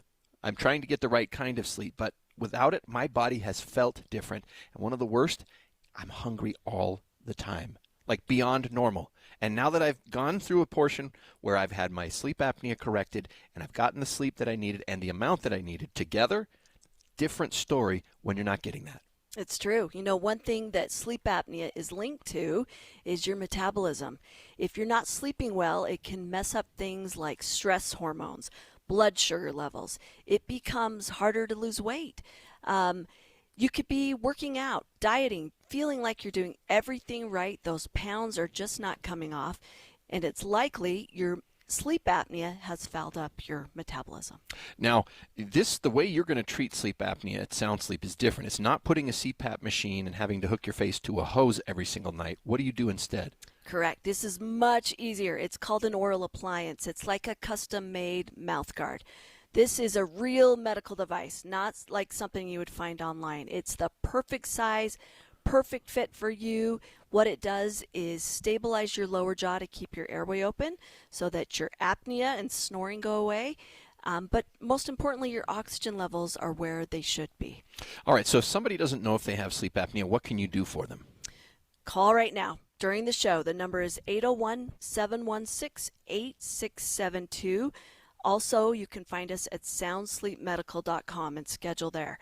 Do that right now during the show. What you'll get is a free sleep screening, which is a test you get to do in your own bed, a free sleep consultation. Bring it back to us. We'll download it and give you those results. And show up to that appointment just during the moving show today. We'll also throw in 2 free movie tickets. Awesome. 801-716-8672. Make that appointment with Sound Sleep Medical. The United States is facing a mental health crisis, but there is hope.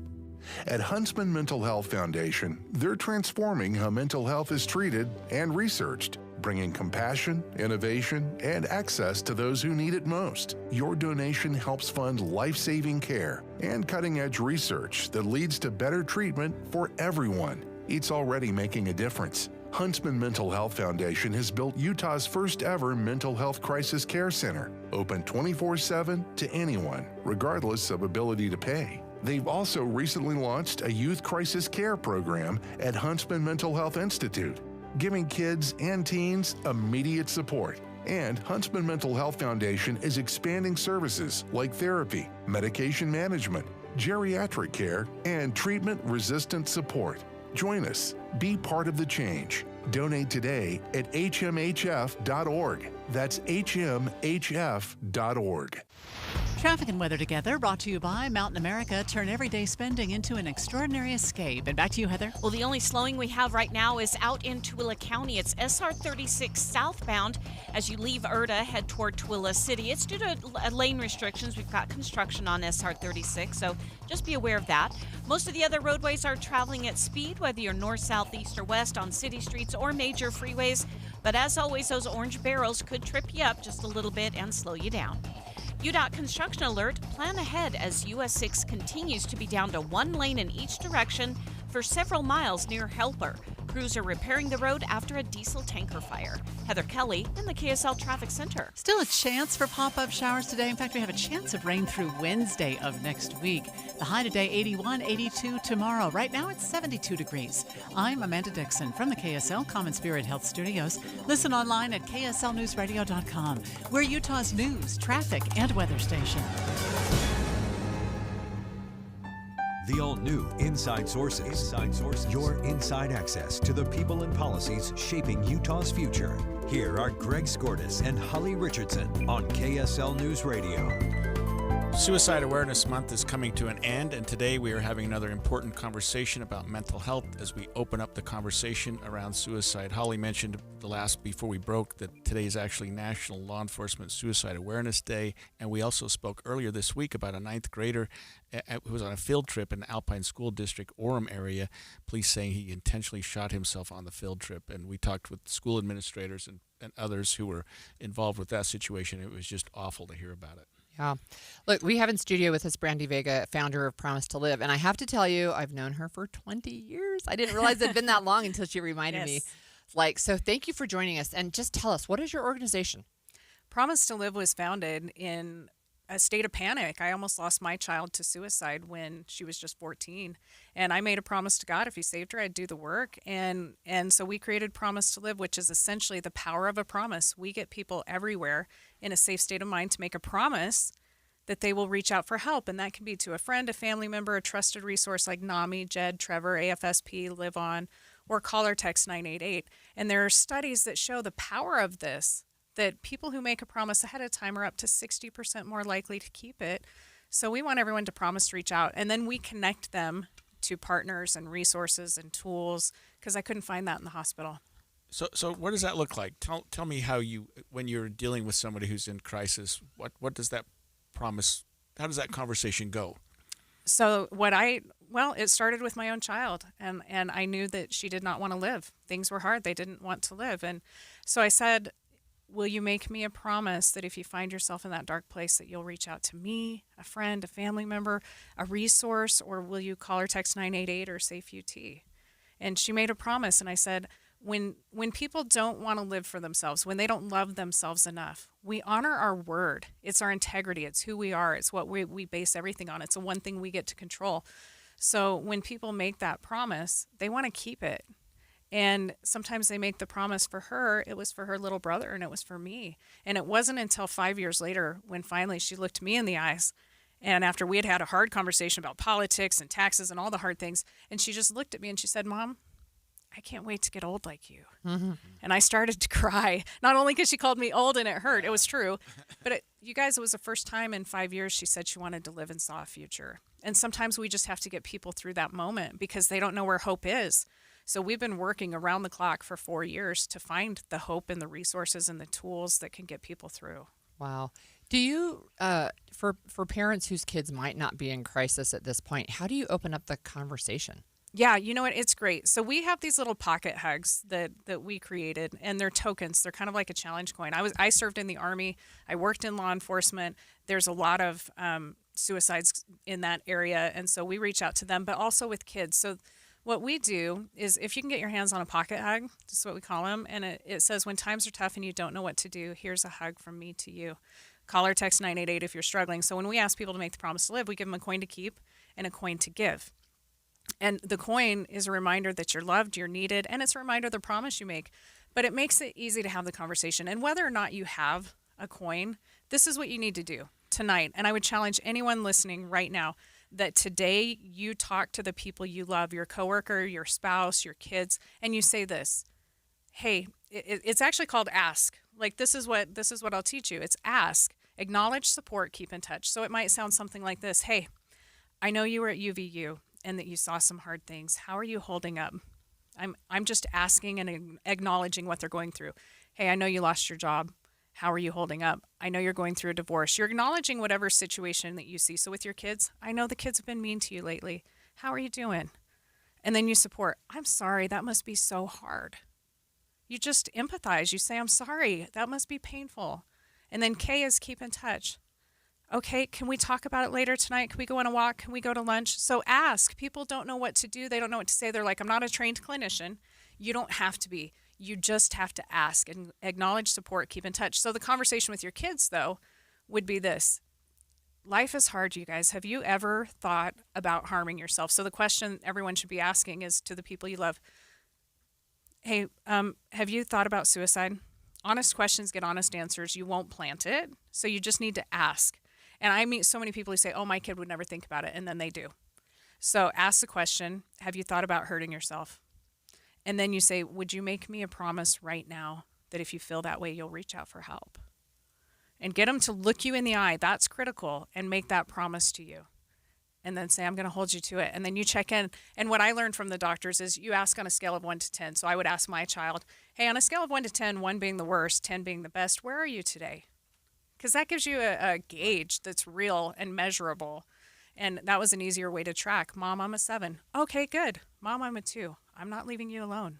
Let's hang out. So I know it may be self-defining, but so keep in touch. What do you mean by that? That you follow up with them and you say maybe the next day, the next few days, how are we today? Is that what you're talking about? Text me tonight. Will you text me tonight and let me know that you got home? Hey, will you call me in the morning? Can we go for a walk? You give them an accountability. Okay, I want to keep in touch with you. That means you have to check in with me or I check in with you. It means we look forward to something. We're going to do something tonight or tomorrow. I'm going to keep tabs on you because we all need to know we matter and that we're seen. And so that keep in touch is a big part of it. So you were in Hollywood recently and you had a Promise to Live event there. Can you just tell our listeners about that?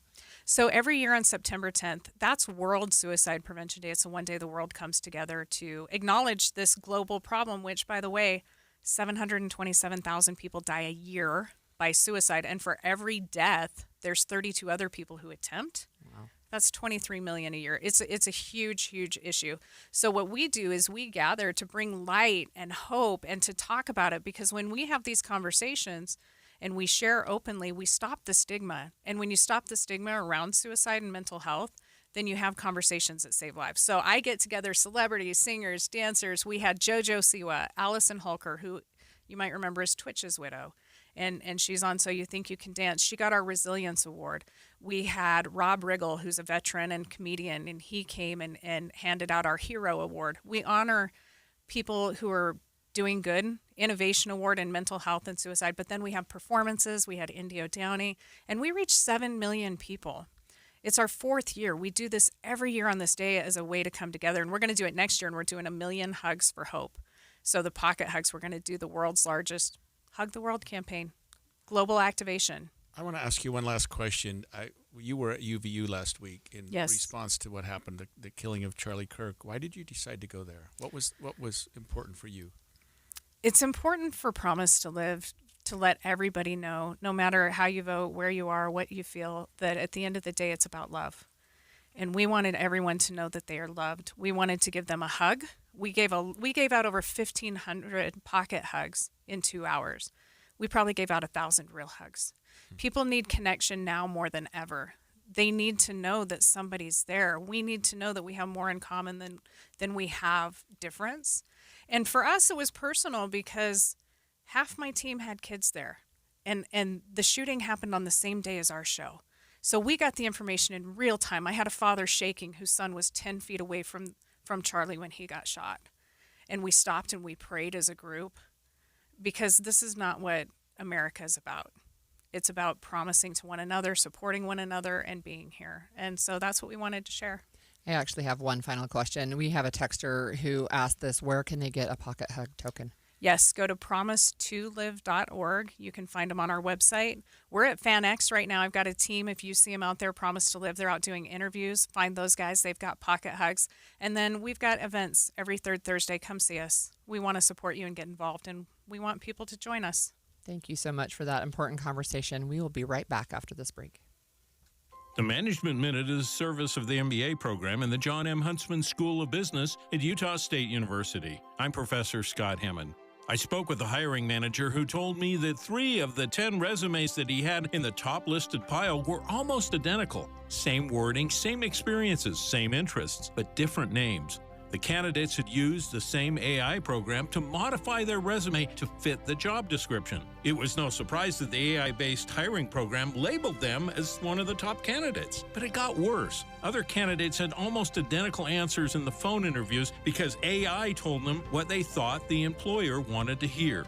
Much as we would like the computer to tell us who to hire, successful managers will still need to use the basic interpersonal skills to make the right hiring decision. If you want to know more about how to make good hiring decisions, consider an MBA at Utah State University. Go to utahstatemba.com. That's utahstatemba.com. I'm Scott Hammond. Hope to see you in one of our classes. The Movie Show coming to you in about 15 minutes, live from Sound Sleep Medical in Sandy. I'm joined by Melissa Lowry. Melissa, last night I used my oral appliance that I got here from Sound Sleep. You know why? Because we had 2 power outages at my house yesterday. And I was not taking the chance that it was going to go, and one of them was at like 8 p.m., and I was not going to take the chance that it is going to happen again in the night and have the CPAP machine that I use most regularly go off. I wasn't going to take that chance, and I was so glad that I had that oral appliance to use. That's a great point, Andy. You know, we talk a lot about the oral appliance and how convenient it is for camping and travel. But there are a lot of people who do great with their CPAP, and that's awesome. And they use it very regularly. But what do you do when the power goes out? You do need a backup. Or maybe you use your CPAP when you're at home, but when you camp or travel, you take the oral appliance. It does not have to be a replacement for your CPAP machine. It can just be kind of an addition to it. But there are people who really cannot do the CPAP machine, and so rather than leave your sleep apnea untreated, you have an option. Right. There's so many people out there that struggle with the CPAP. They don't realize there's something else. And the oral appliance is a great answer. It's studied, proven to work, in network with most insurance companies. And if you've got HSA or flex spending, you can use that for it as well. But the reason insurance will pay for it, Andy, is because it's not a gimmick. This is a real medical device. That's why it doesn't cost $20 online somewhere. Right. And, you know, it's a great time of year. A lot of us are meeting our deductibles, or you do have HSA or flex spending you need to use. So come see us. It's a free test. It's a free appointment to get the results afterwards.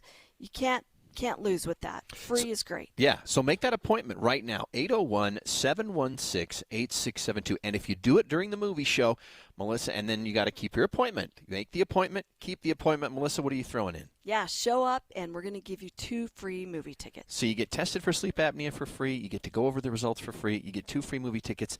But even more important, you can fix, if you've got sleep apnea, you got to get it taken care of. It's true. Do not procrastinate. Don't delay.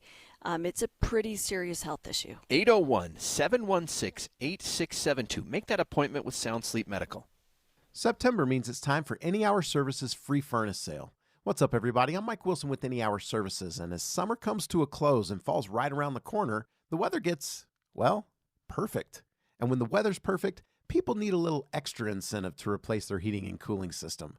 That's where Any Hour Services free furnace sale comes in. For the month of September, when you have Any Hour Services install a new air conditioner, we'll give you a new furnace for just the cost to install it. About $400. The furnace is free, you just pay the labor. And there's no catch.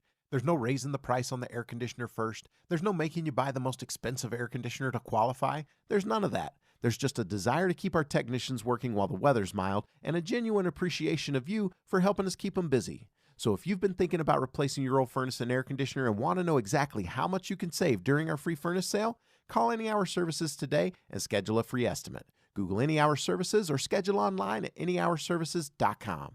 No one helps more homeowners than Any Hour Services. I'm Andrew Saul, Commissioner of Social Security. Beware of telephone scammers pretending to be government employees. Real Social Security employees will never threaten you. Callers threatening you with arrest or other legal action and demanding money are not from us. If you receive a call like this, hang up, do not provide them with any form of payment or information. Report the call at oig.ssa.gov.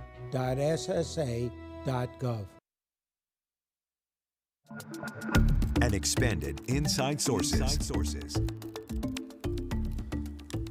Welcome back to Inside Sources. It's been a fun week, and we're going to go to the movie show in just a minute. But you found a story that kind of just made me it's giggle. kind of funny and scary at the same time. All right, I have to describe this.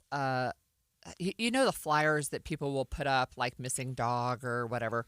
So here's a flyer that was put up in California, and it's got a picture of a squirrel. It looks kind of like a squirrel jumping with its arms outstretched. And it's in all capital letters. Attack squirrel, beware. This is not a joke. Right? And it says, more than 5 people have been attacked by a very mean squirrel. Several have gone to the ER, and that's the part that is less funny, right?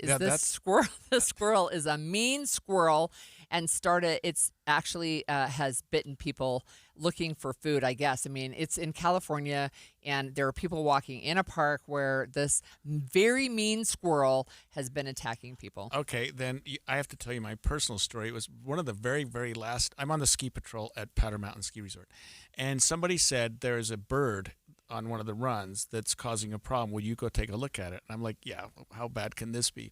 And so I went out there, and before I got very far, the bird attacked me. It was a little, what was it? I'll think of it in a minute. A game bird that you hunt, but small, like a little pheasant or something? Yeah, like a little pine hen. Oh, wow. That kind of a thing. But this thing was vicious, and it followed me everywhere, and it would fly up and it would hit me. It would fly, and I always wanted to hit like where you could find skin. So it like the back of my neck or something. Oh my gosh. And it was this attack bird, and it was so the other patrollers who had no sympathy for me videotaped me fighting this bird, and we sent Scortis to go fix something, and he just made it worse. So it was a grouse. That's what it was. Oh, my gosh. Okay.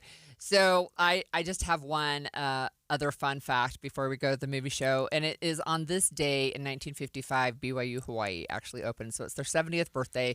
And they didn't open as BYU Hawaii. They opened as the Church College of Hawaii. And my parents, fun fact, a couple of years, well, it would have been 8 years later, I guess, met there on a beach.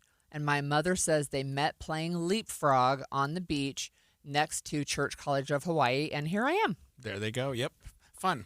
Well, let's get to the movie show. We've got Andy Farnsworth and movie critic Rachel Wagner with us. Andy, Rachel, how are you guys?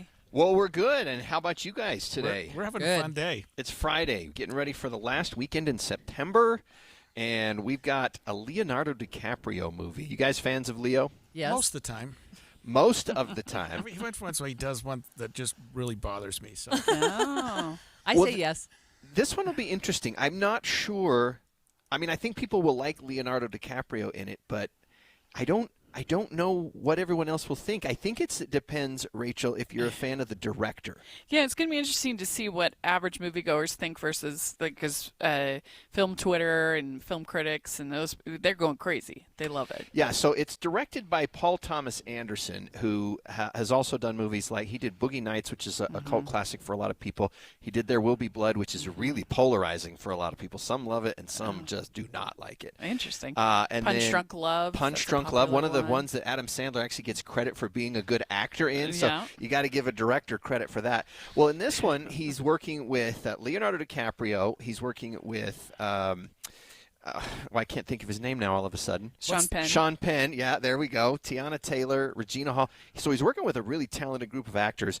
And we got these revolutionaries from a few years ago. They never really specify what year, do they? I don't think I think they say 16 years later. Right, but they never really say what the other year was. Maybe 16 years ago, he's running around as like a revolutionary group, and they're kind of the left-wing terrorists. They're against the government. They're the ones who would blow up an electrical tower to knock out the grid to the city to teach them a lesson, something like that. Well, they're pursued by the government, obviously, and Leonardo DiCaprio's character, Bob, and Tiana Taylor's character, her name's Perfidia Beverly Hills.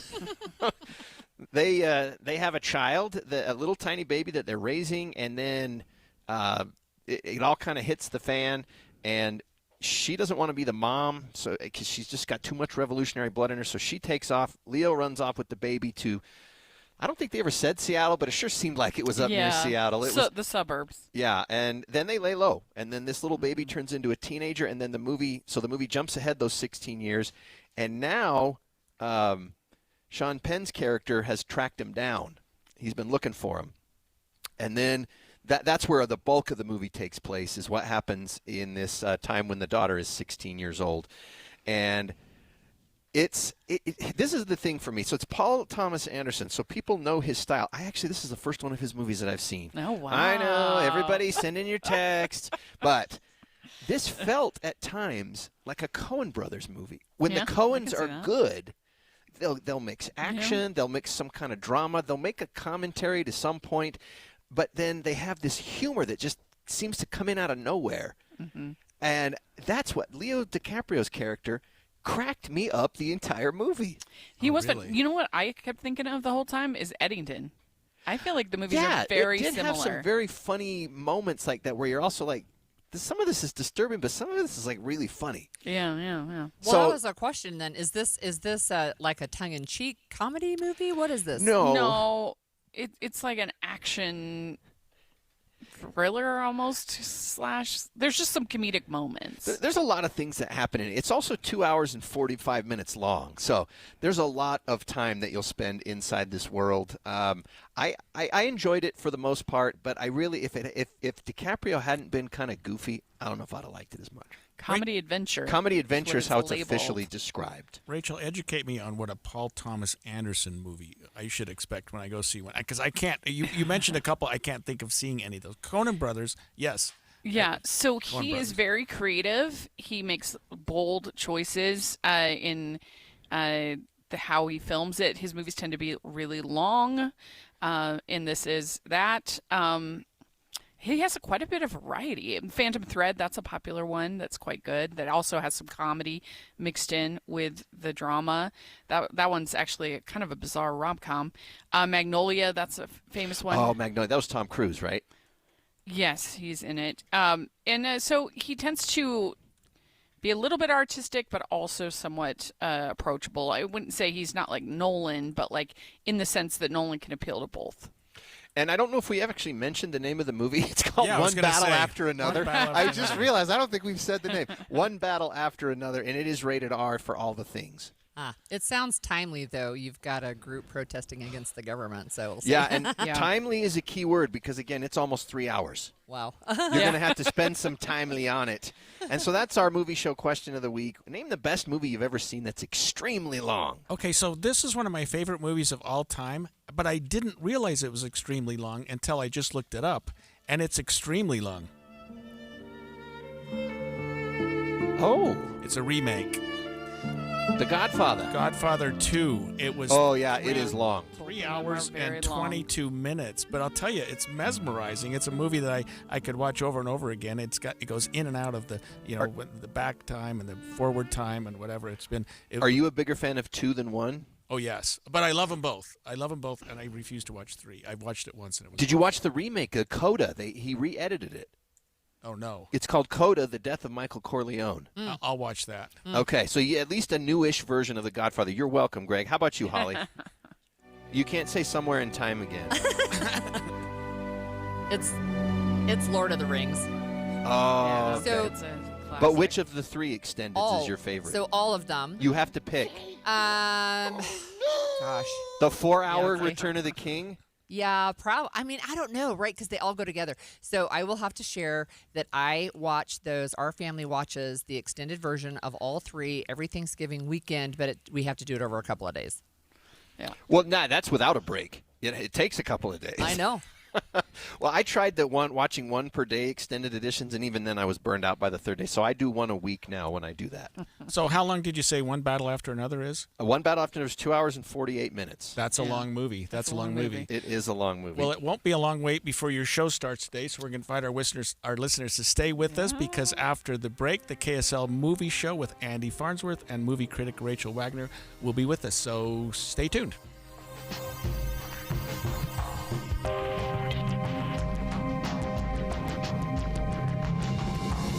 KSL FM Midvale. KSL Salt Lake City. From the KSL Common Spirit Health Studios, this is KSL News Radio. Utah's news, traffic, and weather station. 11 o'clock at KSL News Radio. I'm Heather Peterson. KSL's top story this hour, students at Cherry Hill Elementary School in Orem will have their second straight online learning day today because of bats. A few bats were discovered earlier in the week. We found a dead bat, and then as we investigated, our crews found many bats. They were living in the ceiling and in part of the building. Alpine School District spokesperson Rich Stoll says they're working with a licensed wildlife management company to get the bats out of the building. They're hoping to have kids back in the classroom by Monday. It's time to take a drive in the mountains. KSL meteorologist Matt Johnson says we've hit the peak season for fall colors in many areas around the state. Plenty of color to be found. Doesn't matter what your favorite road route is or scenic loop, you are in good standing this weekend. He says some of the places you'll see the brightest colors right now are Guardsman Pass, the Cottonwood Canyons, and the Mirror Lake Highway. He says if you wait a week or two, many of those leaves will be on the ground. Our top national story this hour from ABC News. Next week, the government could run out of money unless Congress passes a funding bill before October 1st. ABC's Rachel Scott has more on the holdup. Democrats say that they are holding firm. They are not agreeing to keep the government funded until Republicans agree to a series of health care demands. They're looking to reverse Medicaid cuts and extend expiring Obamacare subsidies so health care premiums don't rise for some 20 million